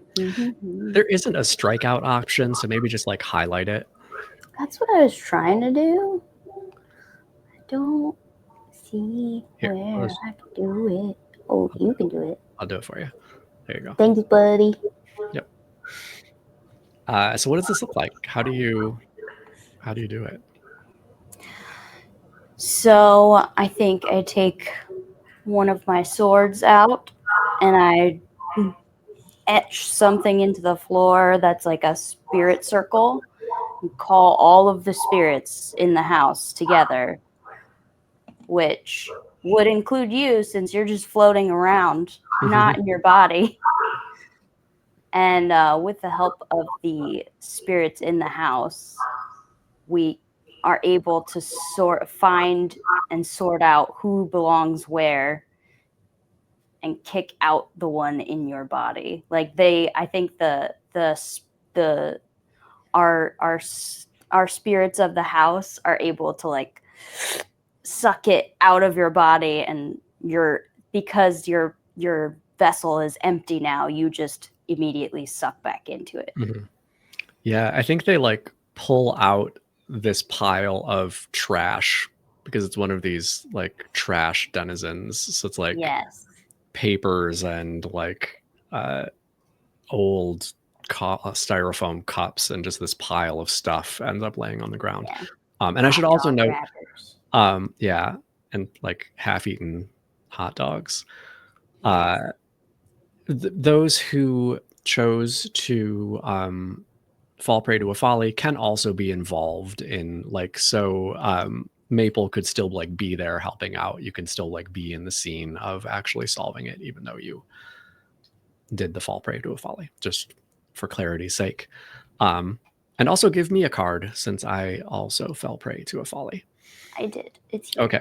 Do you want me to reveal these 2 cards that you guys got? You could probably just leave them for now, and we can see once we've gathered some, because we're not going to be able to beat anything with 1 card. We're going to keep them in your piles then. Yeah. And we're going to say we beat this Knight of Wands. Yes, and you can put that back in the box. Goodbye, Knight of Card Wands. is done. Thank you, deck.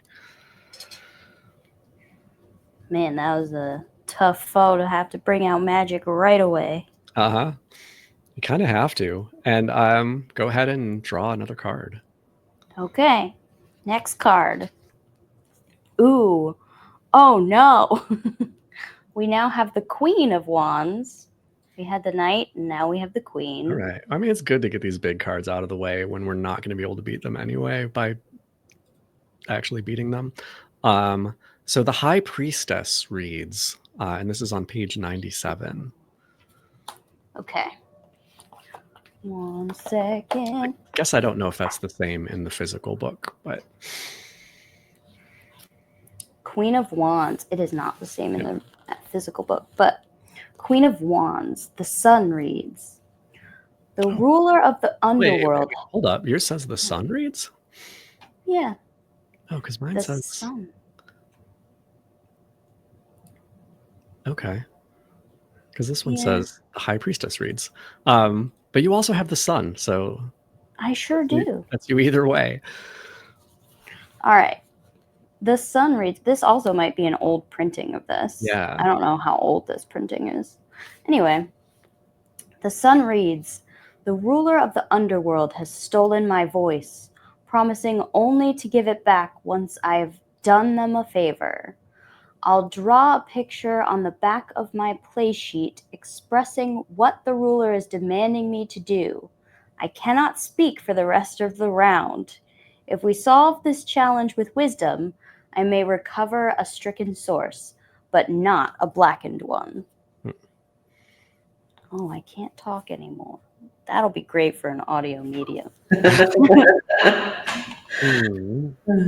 You'll draw a picture on the back of your play sheet. Maybe, I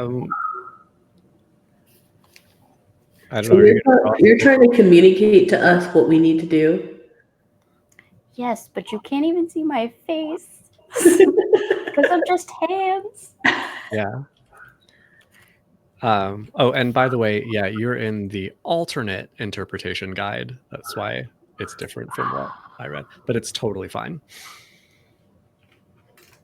I guess if you want to look at the regular one and see if that works better Let's see for what the regular one audio.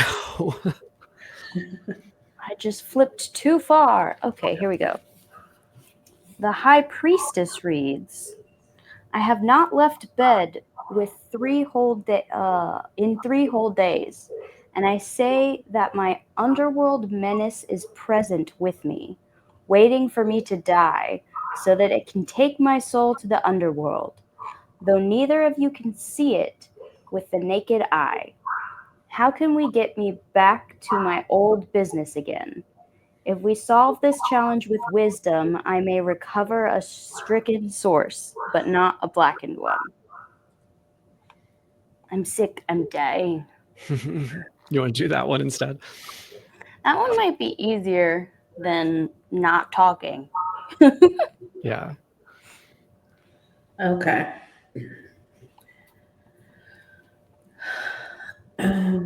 What is your underworld menace?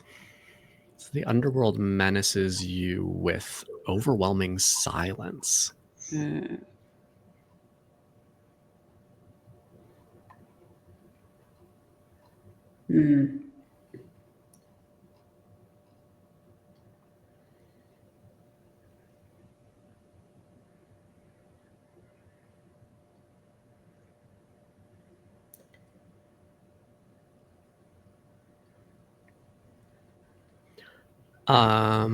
I think I would be good with solving this one with magic. Okay. And like also like there's like the gamey part of this, which is like you should do the fall prey to a folly because it gives you stuff, but go with whatever you think your character would do, I think is better. But yeah, I think I can use some magic to take care of this.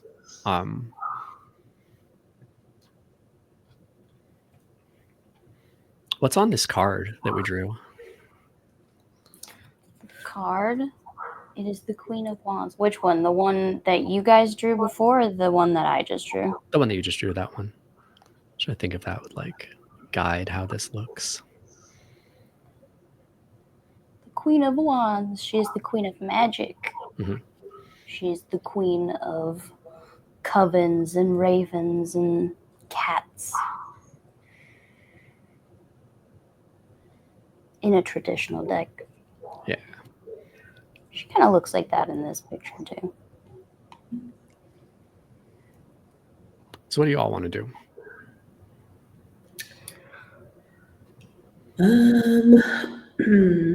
I think my reaction will depend on what you're doing, Pan.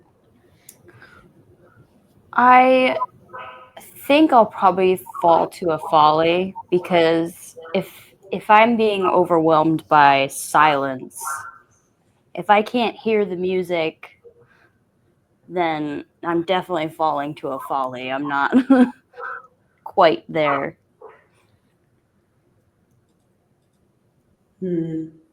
Okay.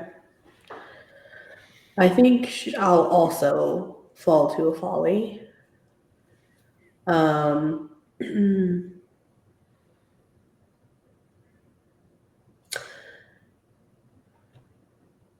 Maybe just giving up Oh no. immediately.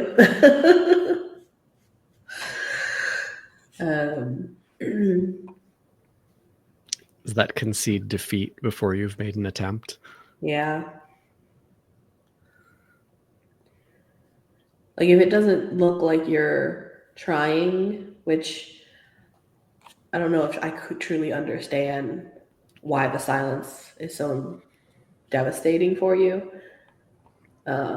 But like, I think I just follow. I would just follow your lead and assume that you can't be helped. Hmm.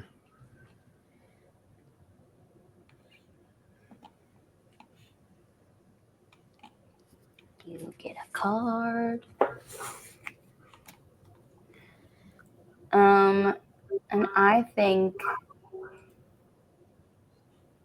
if I am being tortured by silence, it looks something like I can't hear, or there's a ringing in my ears, or like maybe I went too close to their train station and the screeching won't leave my ears or something.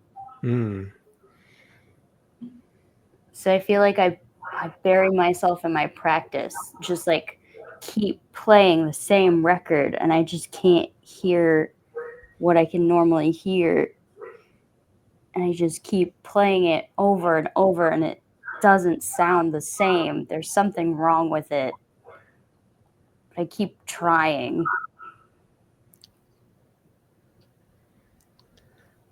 Yeah. I think so. I'm realizing that my magic, beast magic for violence, seduction, transformation, inspiring awe and terror, does not lend itself to this situation directly. But I think Inspiring awe and terror could definitely snap me out of something. But I need to get rid of the underworld menace. I think I like tried to get Maple to like work with me and figure out what's going on and figure out a plan, because this like silence thing is not my thing, and Maple didn't help. So for one, I'm gonna cross out I draw strength from my friends and say that instead of leaning on the friends, I had to go elsewhere. And I think what I did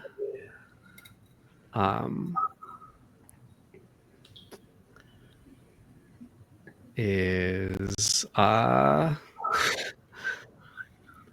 went down into the subway and went directly to the source, and I had to use my power to my power of some sort of form of violence. Like I used magic to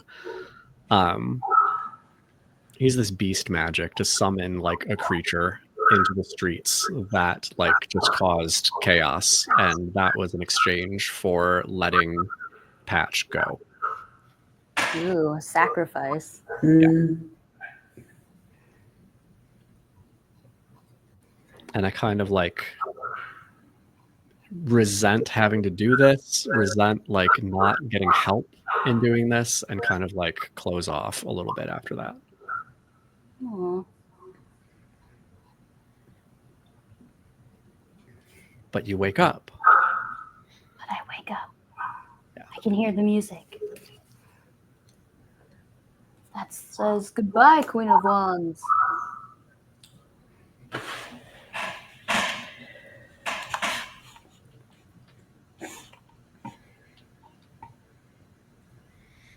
How many challenges do we pull?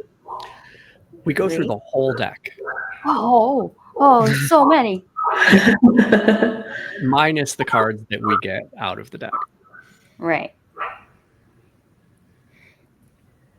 So you ready for the next one? I think so.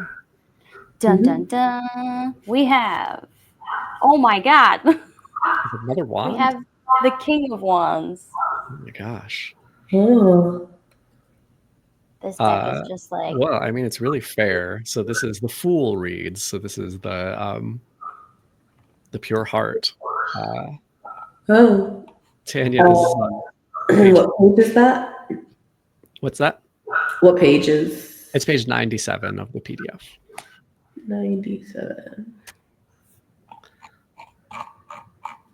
The ruler of the underworld has sent for me with a promise of protection, but for me only. The wild soul will tell me what the ruler wants with me.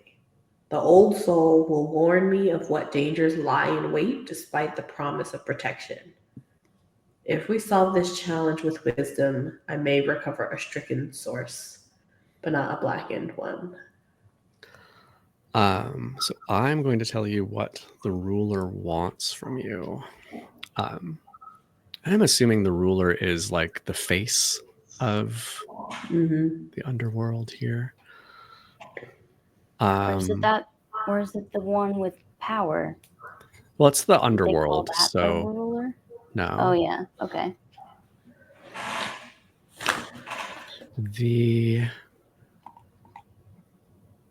I'll tell you what they want. So what they want to do is to offer you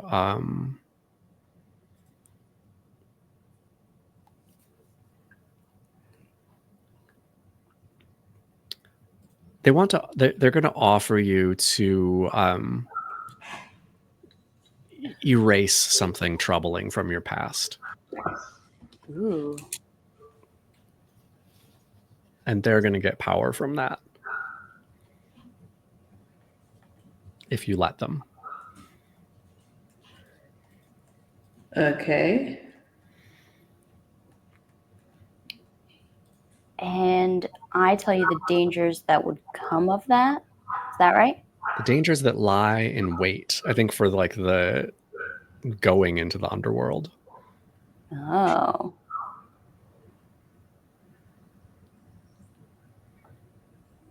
Dangers that lie in wait.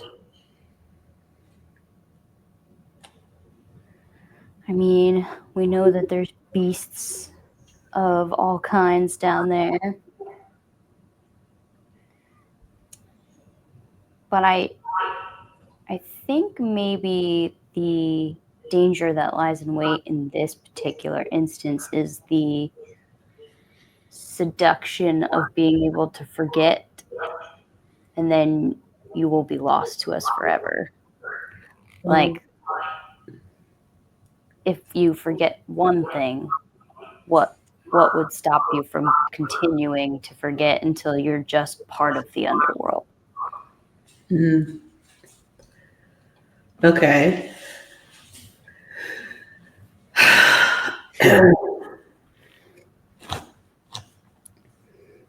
Is there do I make up my own power, or is there guidance on that?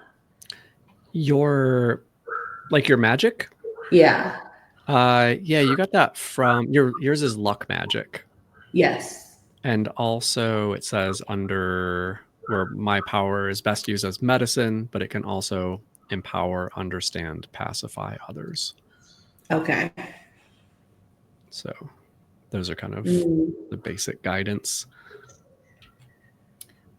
I have a question. Yeah. When we fall to a folly, are we supposed to cross out that folly? Nope. Or, okay. It says you shouldn't use the same one twice in a row unless it's perfect. Okay. So So the underworld wants to offer me protection as well as, and then in return, they'll also draw power from. They want to like take this thing from your past and like then it becomes theirs, but it's no longer yours. But I don't have to accept it. No. Okay. This would be a really good place for solving it with wisdom instead of magic, but oh well. Yeah, I mean, I only have 2 cards. I highly doubt they're both. Nope. They're both high enough. No. Can I go? Yeah. I think I'm gonna go, but use magic. Okay. I'm gonna just hope I luck out. I think I'm gonna try to, be charming and be able to have them take this thing and give me protection without anything bad happening. Okay. I'm going to use a fall prey to a folly. I'm going to endanger a loved one or coven mate by secretly coming along and following you in there. Yeah, sure. Even though you were specifically supposed to come alone. Was sent for you with a promise of protection, but for you only. And whether I'm going for like, I think I'm going to make sure that you're safe. But I end up making things more difficult because like whenever you have this, you get to the train station, the Nexus, and are communing, and it comes to, they see that I've come along as well, that you've broken the agreement.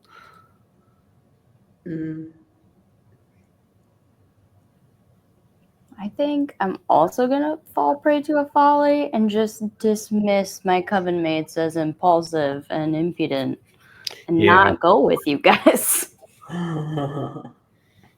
I warned you, don't do that. That's you legit. did it anyway, you crazy people. All right, so how is Maple solving this with magic?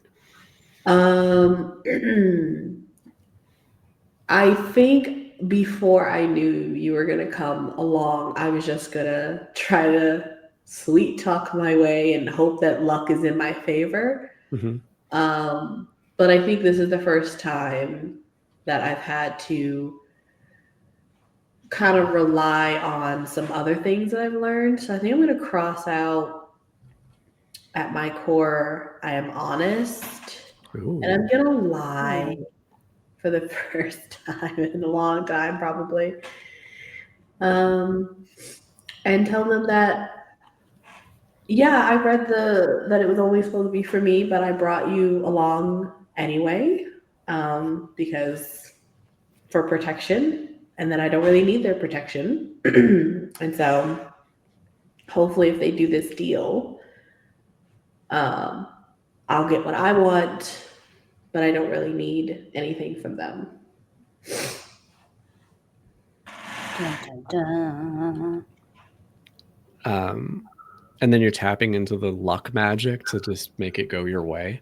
Yeah. I'm basically hoping that I can hope my luck doesn't run out.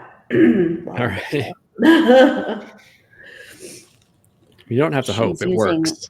So all of her riz. Yeah. Do all of my riz. So what happens? What do you get out of it?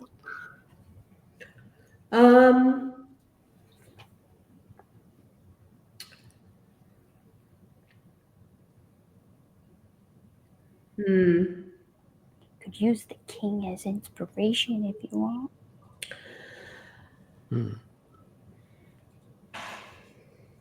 I'm trying to think, like, why was that even enticing? Yeah. Perhaps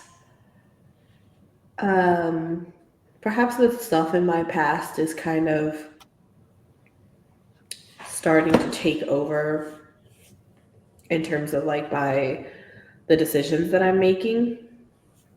So I think I've become a little bit more desperate to like find like a new true family, hopefully a true love.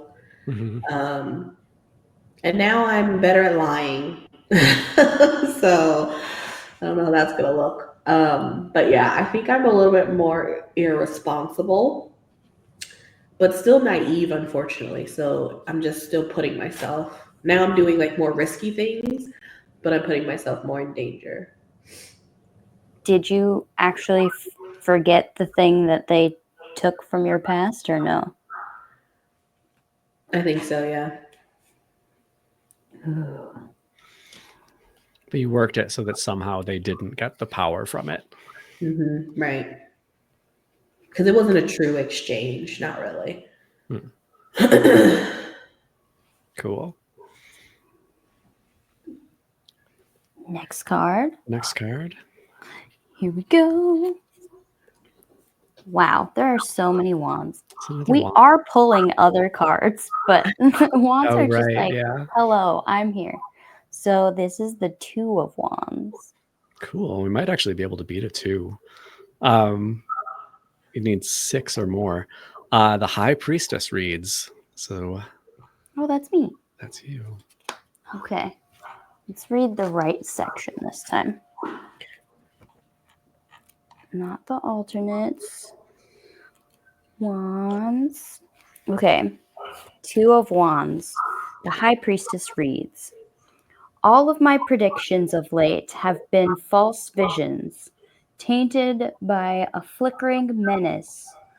Worsen the underworld's claim over me, and I'll discard a wisdom card.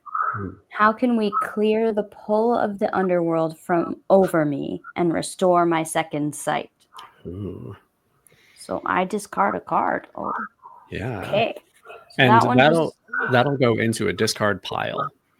Okay.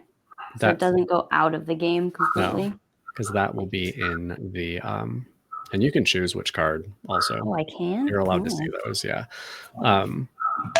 Like if you've got a really good one. I don't want to get rid of it. Let's see. Yeah, those will come up in the last chapter of the game. Oh my those God, discarded which one of these cards. do I want? They're the same number value, so. Oh, okay. Let me get rid of this one and keep this one. Do you guys want to see your cards secretly? I'll just ask once, like, I only have one, right? You have 2. Okay, what are they? They are, wow, wands. You have a 10 of wands. Okay. And a 10 of potions. Ooh, that's actually pretty good. Yeah. So I actually could solve this with wisdom. Yeah, and don't even need both cards. You just need one. Yeah. One thing also I want to just point to right now. So that also said worsen the underworld's claim on you. So at the end of the underworld pages of our little thing, you would move that up. I can highlight that it's at 1 now. And so now we answer more questions, right? Now you draw a spiral next to the sanctuary friend who has drawn your suspicion or ire. Why can you no longer trust them? Oh. All right, where are our friends? I don't think there's any way that you can actually draw a spiral in a Google Doc, but it's all right. I'll put a dot or something. Yeah, so that would be under the sanctuary. Aha. Resources, friends.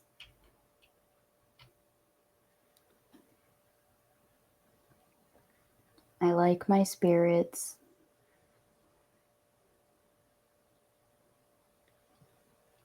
Oh, my second sight is what's missing.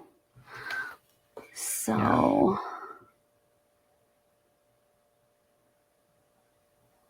I'm going to say I don't trust.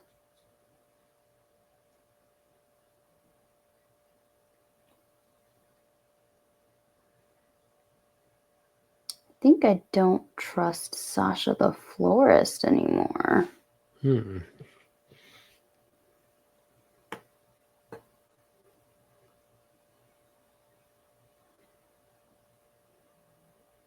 I think because my idea is that of all the people, she has the most. She has the most ability to harm my magical abilities. Mm-hmm. Like, I have control over the ghosts mostly. And Peter's just, a normal dude. Yeah. Well, who knows? And the DJs are my underlings. So I feel like she's the only one with enough power to block my second sight. At least that's what I'm assuming.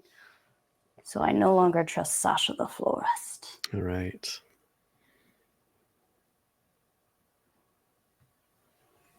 I just highlighted her.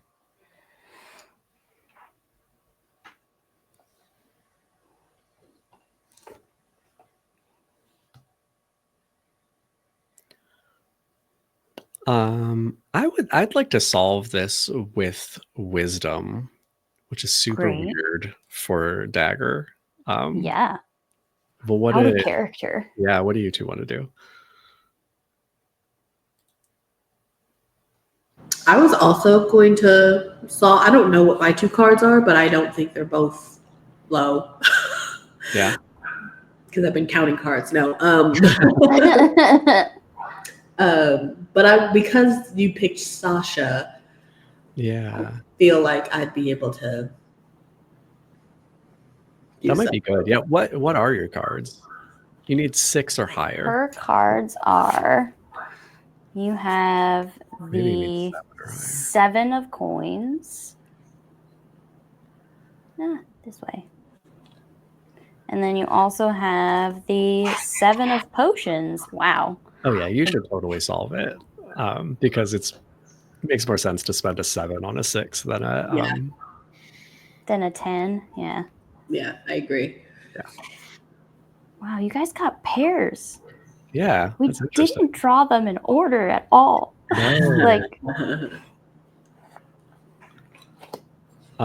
In that case, I am going to fall to my folly. I'm going to vanish into the city's shifting streets. I'm going to draw 2 cards, but be physically absent next challenge. Ooh. Do you want to see them now or later? Sure, I can see them now. Okay. The 2 cards you drew are the 3 of potions, which is the coven card. And then you also drew the 8 of potions. Cool. Which are cups, by the way, in this deck. Oh, okay.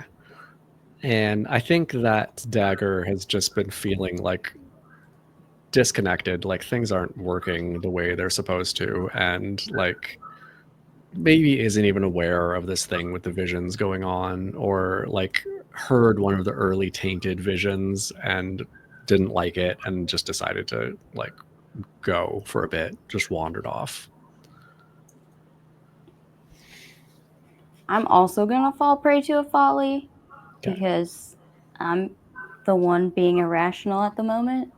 And I'm going to focus on the details at the expense of the bigger picture. So I just like zone in on Sasha. I'm like, nah, it's Sasha. When there's like a bunch of other bigger things that could definitely be why I'm losing my second sight. Like Sasha is one specific person, but I have a horde of spirits just chilling in the house with me. So like that we already know are malevolent in some way. Okay.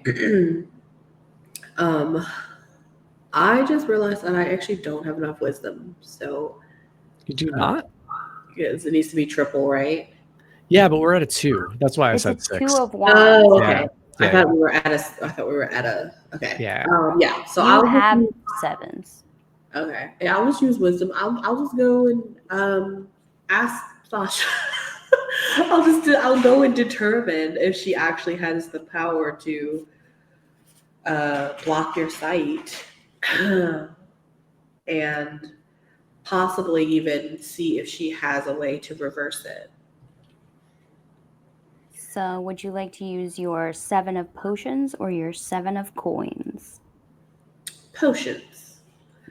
Potions. Makes sense. So, does that go in this discard pile then? Yes. Great.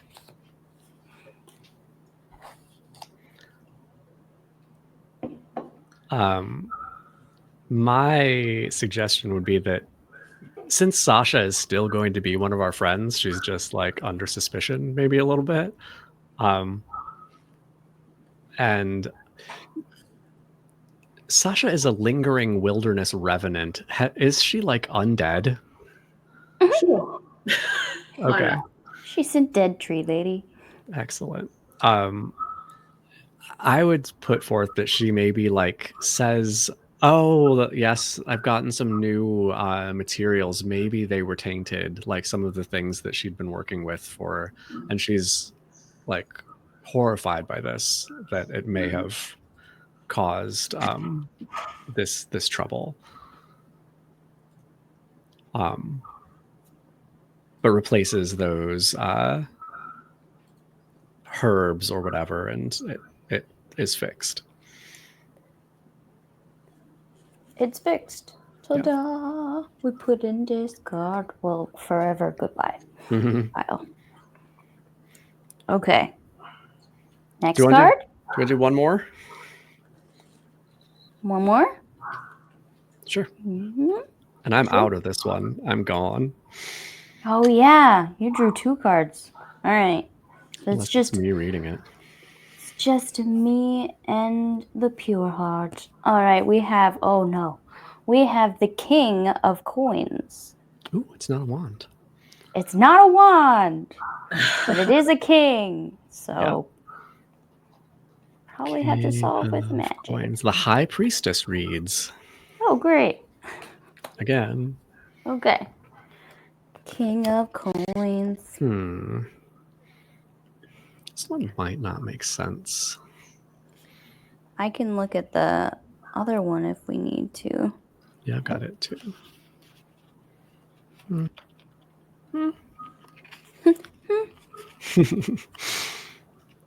Okay. King of Coins.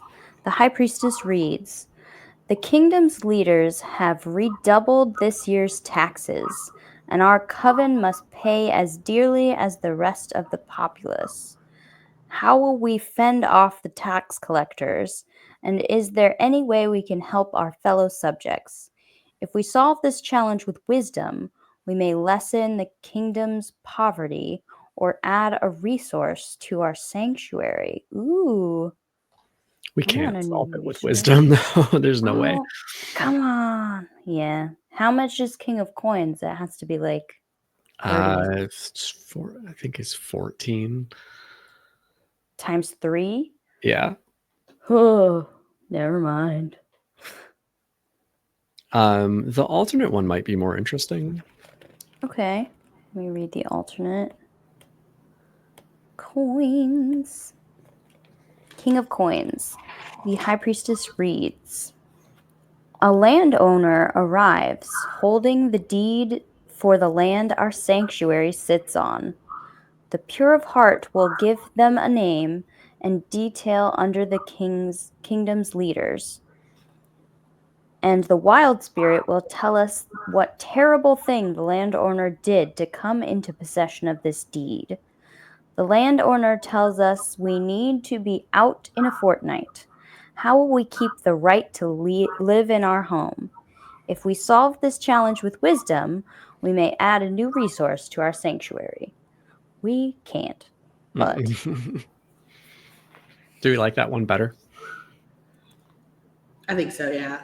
I mean, that one fits the urban a bit more, I feel. The evil landlord. Who doesn't love to fight capitalism with magic? Yeah. So, Tanya, you give them a name and a detail. And they go names? under the powers? Yeah, kingdom leaders or the city leaders. Oh, under the city. Along with Mayor Lonnie. Okay. We're going to call this person Freddie. We'll call him Freddie Lestaire. Ooh, so fancy. Totally legitimate business owner of the complex that we live in. No relation to the mayor. And he looks like an absolute goon. Like 6 foot, chopped black hair, is always wearing like a dirty suit and boots, as if he's just taken somebody out to the bay. He looks really sketchy and clearly a mafia goon. And I say what terrible thing he did to get this deed. I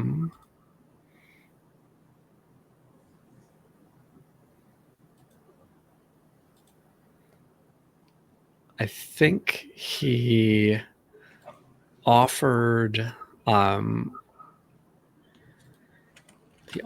Lonnie, the mayor, some kind of like access.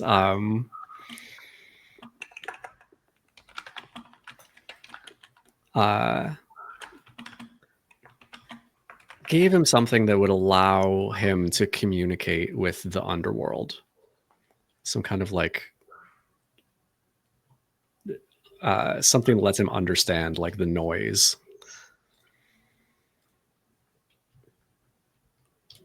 And then Lonnie somehow got him the deed. And I actually do get to act on this even though I'm gone. I have to explain how I'm influencing the situation from afar.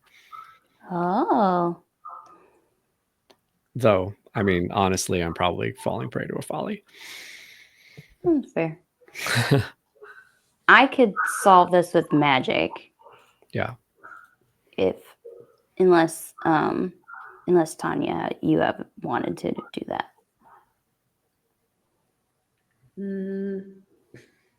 I could probably also try magic, but I think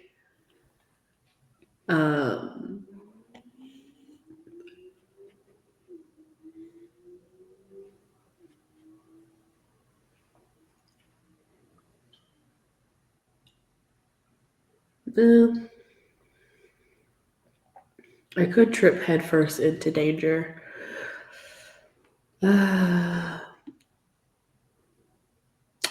Or I'm gonna go ahead and make a folly, and I think I'm gonna accidentally offend Freddie.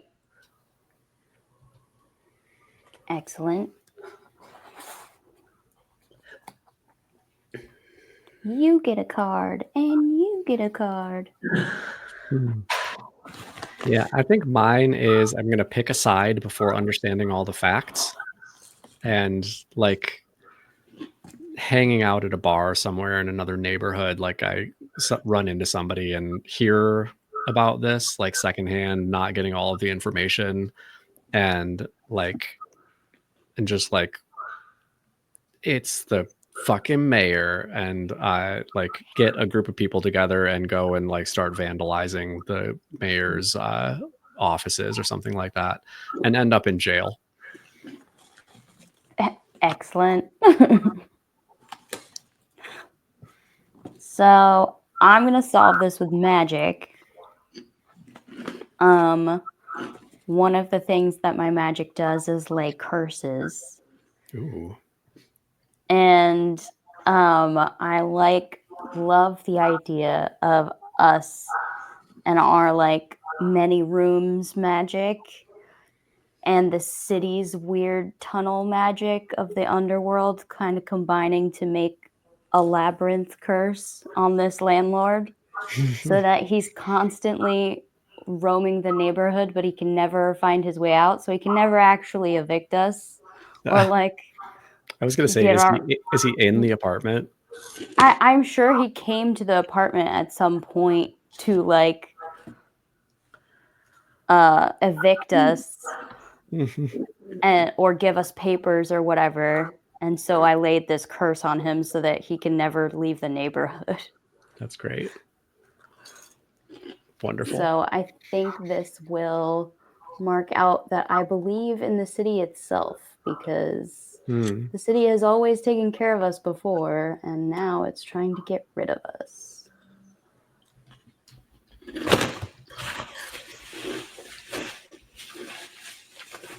Rude.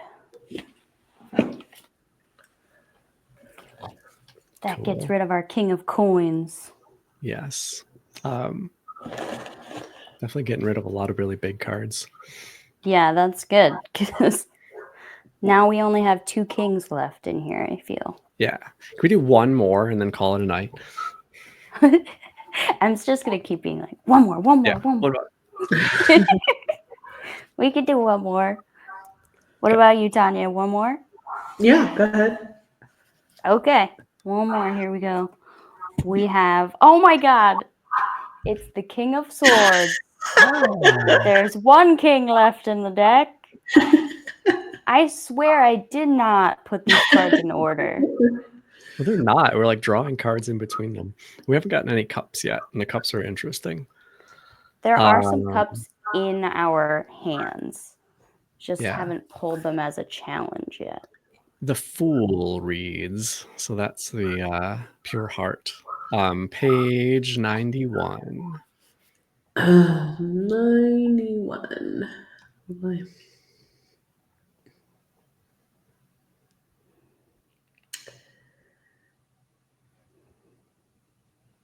To do some interpretation here. What the King of Swords? Yeah. Yes, King of Swords. If the city is not at war, it is preparing for war. If the city is at war, then it is going badly.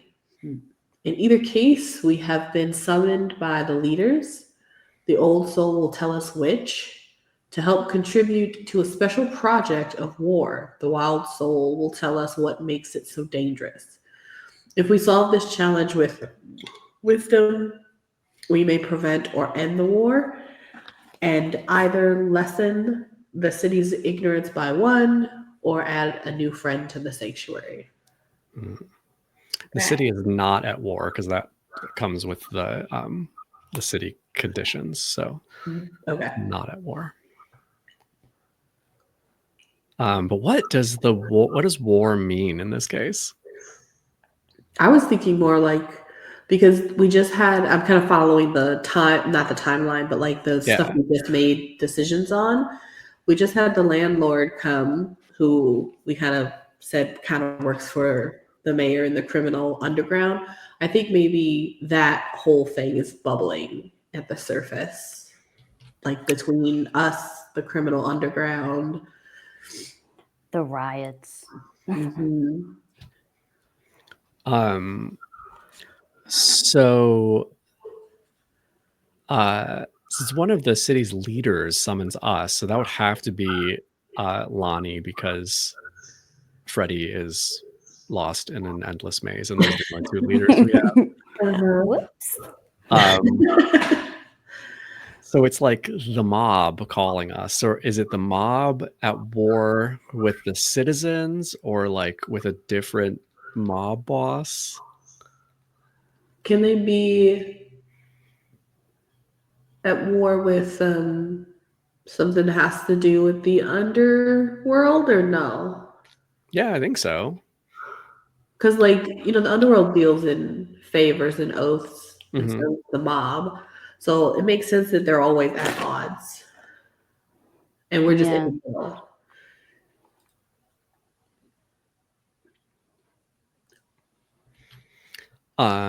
Yeah, so I will tell us what makes it so dangerous. The special project.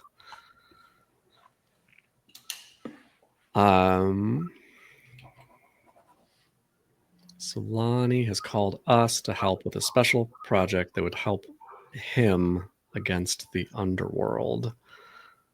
I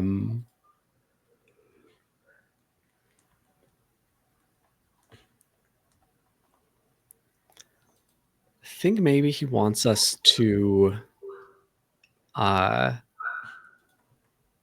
there are these twisting, cackling, I thought it said cackling tunnels. Maybe he wants us to like close one of them, like to stop the underworld from getting to like a certain area that that he's having trouble with. And what's dangerous about that, what makes it so dangerous is that we could easily be swallowed up by the tunnel in trying to close it.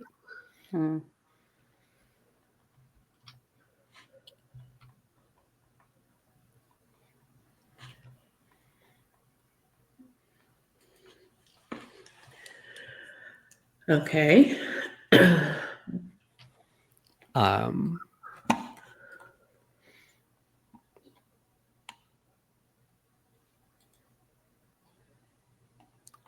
I'd say, like, for starters, Daggar is like torn here because does not want to help this like fucking mayor dude. And also like does want to close off something from the underworld. So like there's probably a lot of like Daggar arguing both sides of this as we're deciding what to do. Yeah. I feel like I also want to take a folly. I'm not saying that's a folly, but I'm just saying that's like kind of how I'm going into it. Yeah. I think I want to take a folly because I think like we as a coven know that the underground is much more dangerous than the mob because the mob can just destroy your physicality, but the underworld could destroy your soul. So I feel like I want to warn our mafia boss that this is not wisdom to go up against this other power, but I withhold that wisdom or advice against my better judgment. Oh, okay. Because he's still a mob boss, so maybe he deserves what's coming. That makes sense.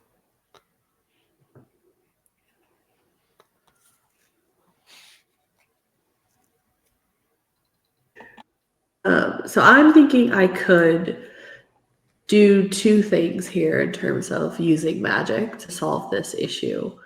One of them would be kind of just like trying to pacify this entire situation. But I could also try to like empower the mob guys to go full force. Basically kicking off this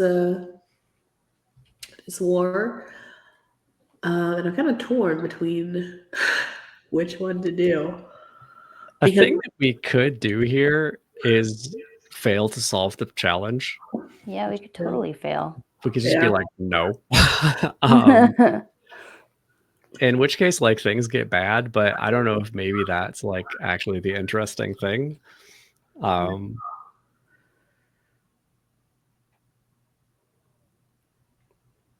don't know.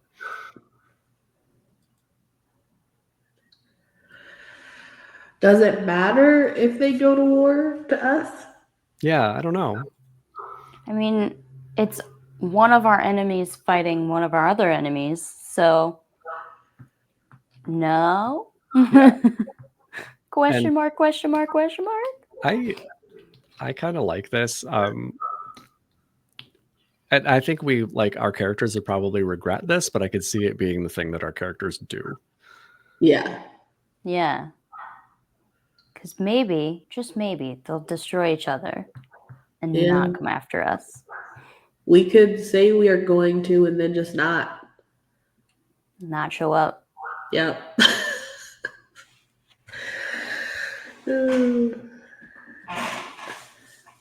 Yeah. I'm going to say I'm going to fall to a folly and act with unearned confidence. And like march into the mayor's office and just like tell him off to his face and say no. And march away. Excellent. And then Tanya, if you want to also do a folly, then we will lose this one, and I'll say what happens. Yeah, I think as you're talking to the mayor themselves, Lottie, right? Yeah. I'll also fall to a folly. I can use the same ones I've used before. Yes. Yeah, I'll also offend them. Yes. Everybody tells them off. Yeah, I think I'll make a bit of an offhanded comment about probably something a little bit sensitive that they're going through right then. That's really funny that Maple's or Patch's folly was not telling him off. Oh, mine was just I was gonna warn him. That it's a bad idea, and I just was like, meh. Okay, I won't warn him. Have failed to solve a challenge. Each member of the coven picks one of the penalties below. We can all pick the same options if we'd like, but doing so might prove foolish. So one is describe how the kingdom's ignorance, poverty, or despair worsen, and how the coven can tell and update the kingdom page accordingly. Or describe how one of the sanctuary's resources, friends, or wonders is lost, desecrated, or destroyed, and strike it from the page. Or third, worsen the underworld's claim over you on the underworld page. Oh. And we each have to choose one? Yeah.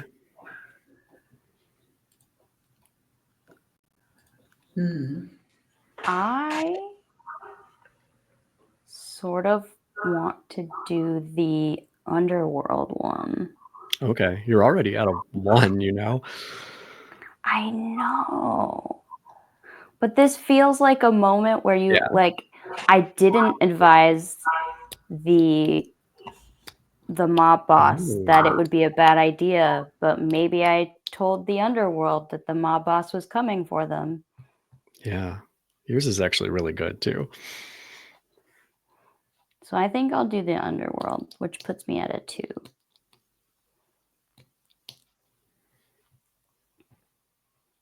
What do you guys want to do?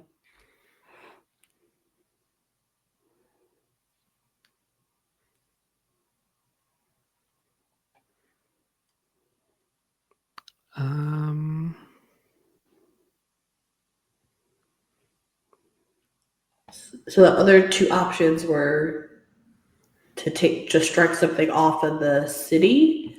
Yeah, so you will worsen the city's ignorance, poverty, or despair, or strike out one of the sanctuary's resources, friends, or wonders. I think I'll choose the city. Okay.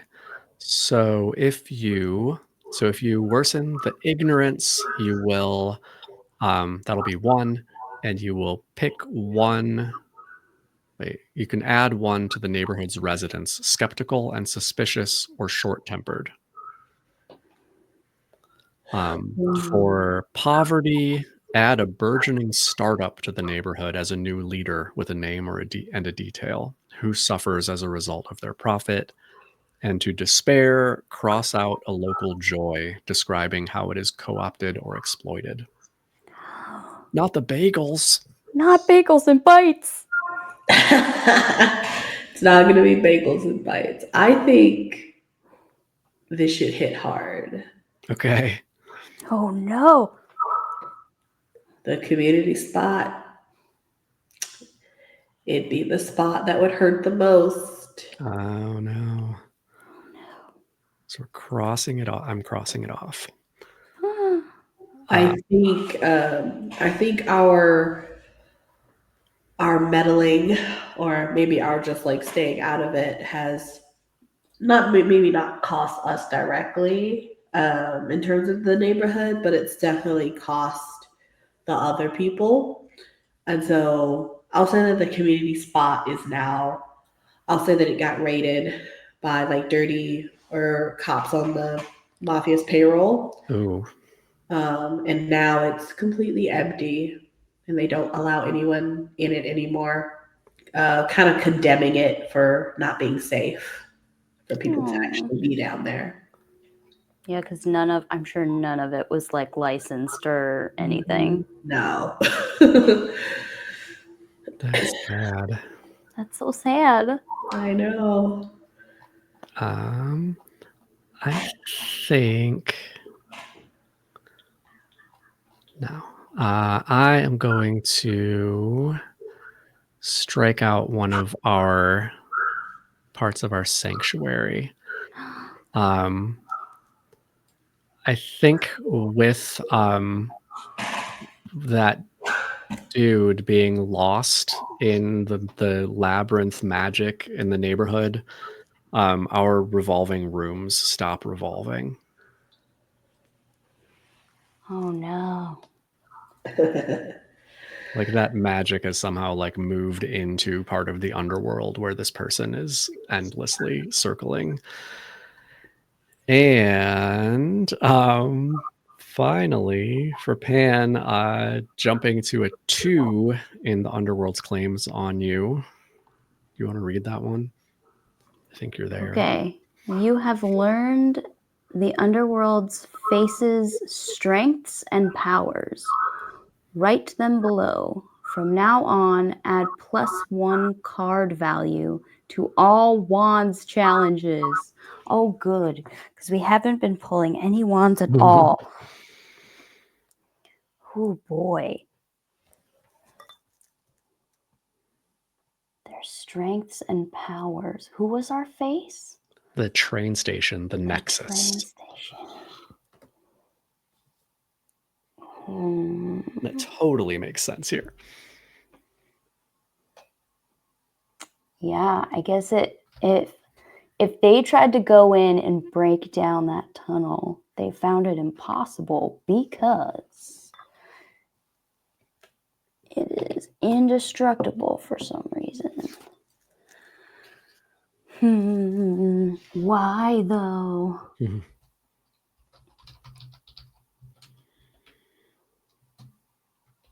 Strengths and powers.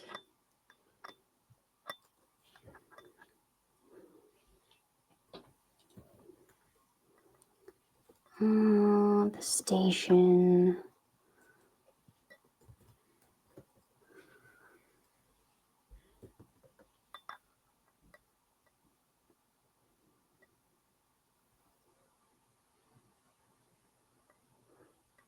The station is regenerating.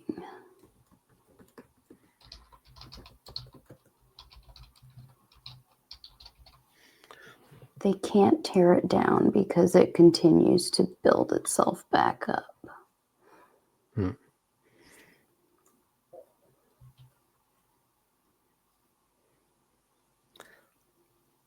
And then does it like regenerate the tunnels too?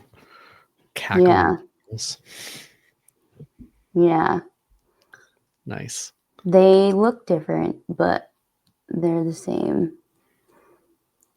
Just like Doctor Who. Not exactly. In an evil way.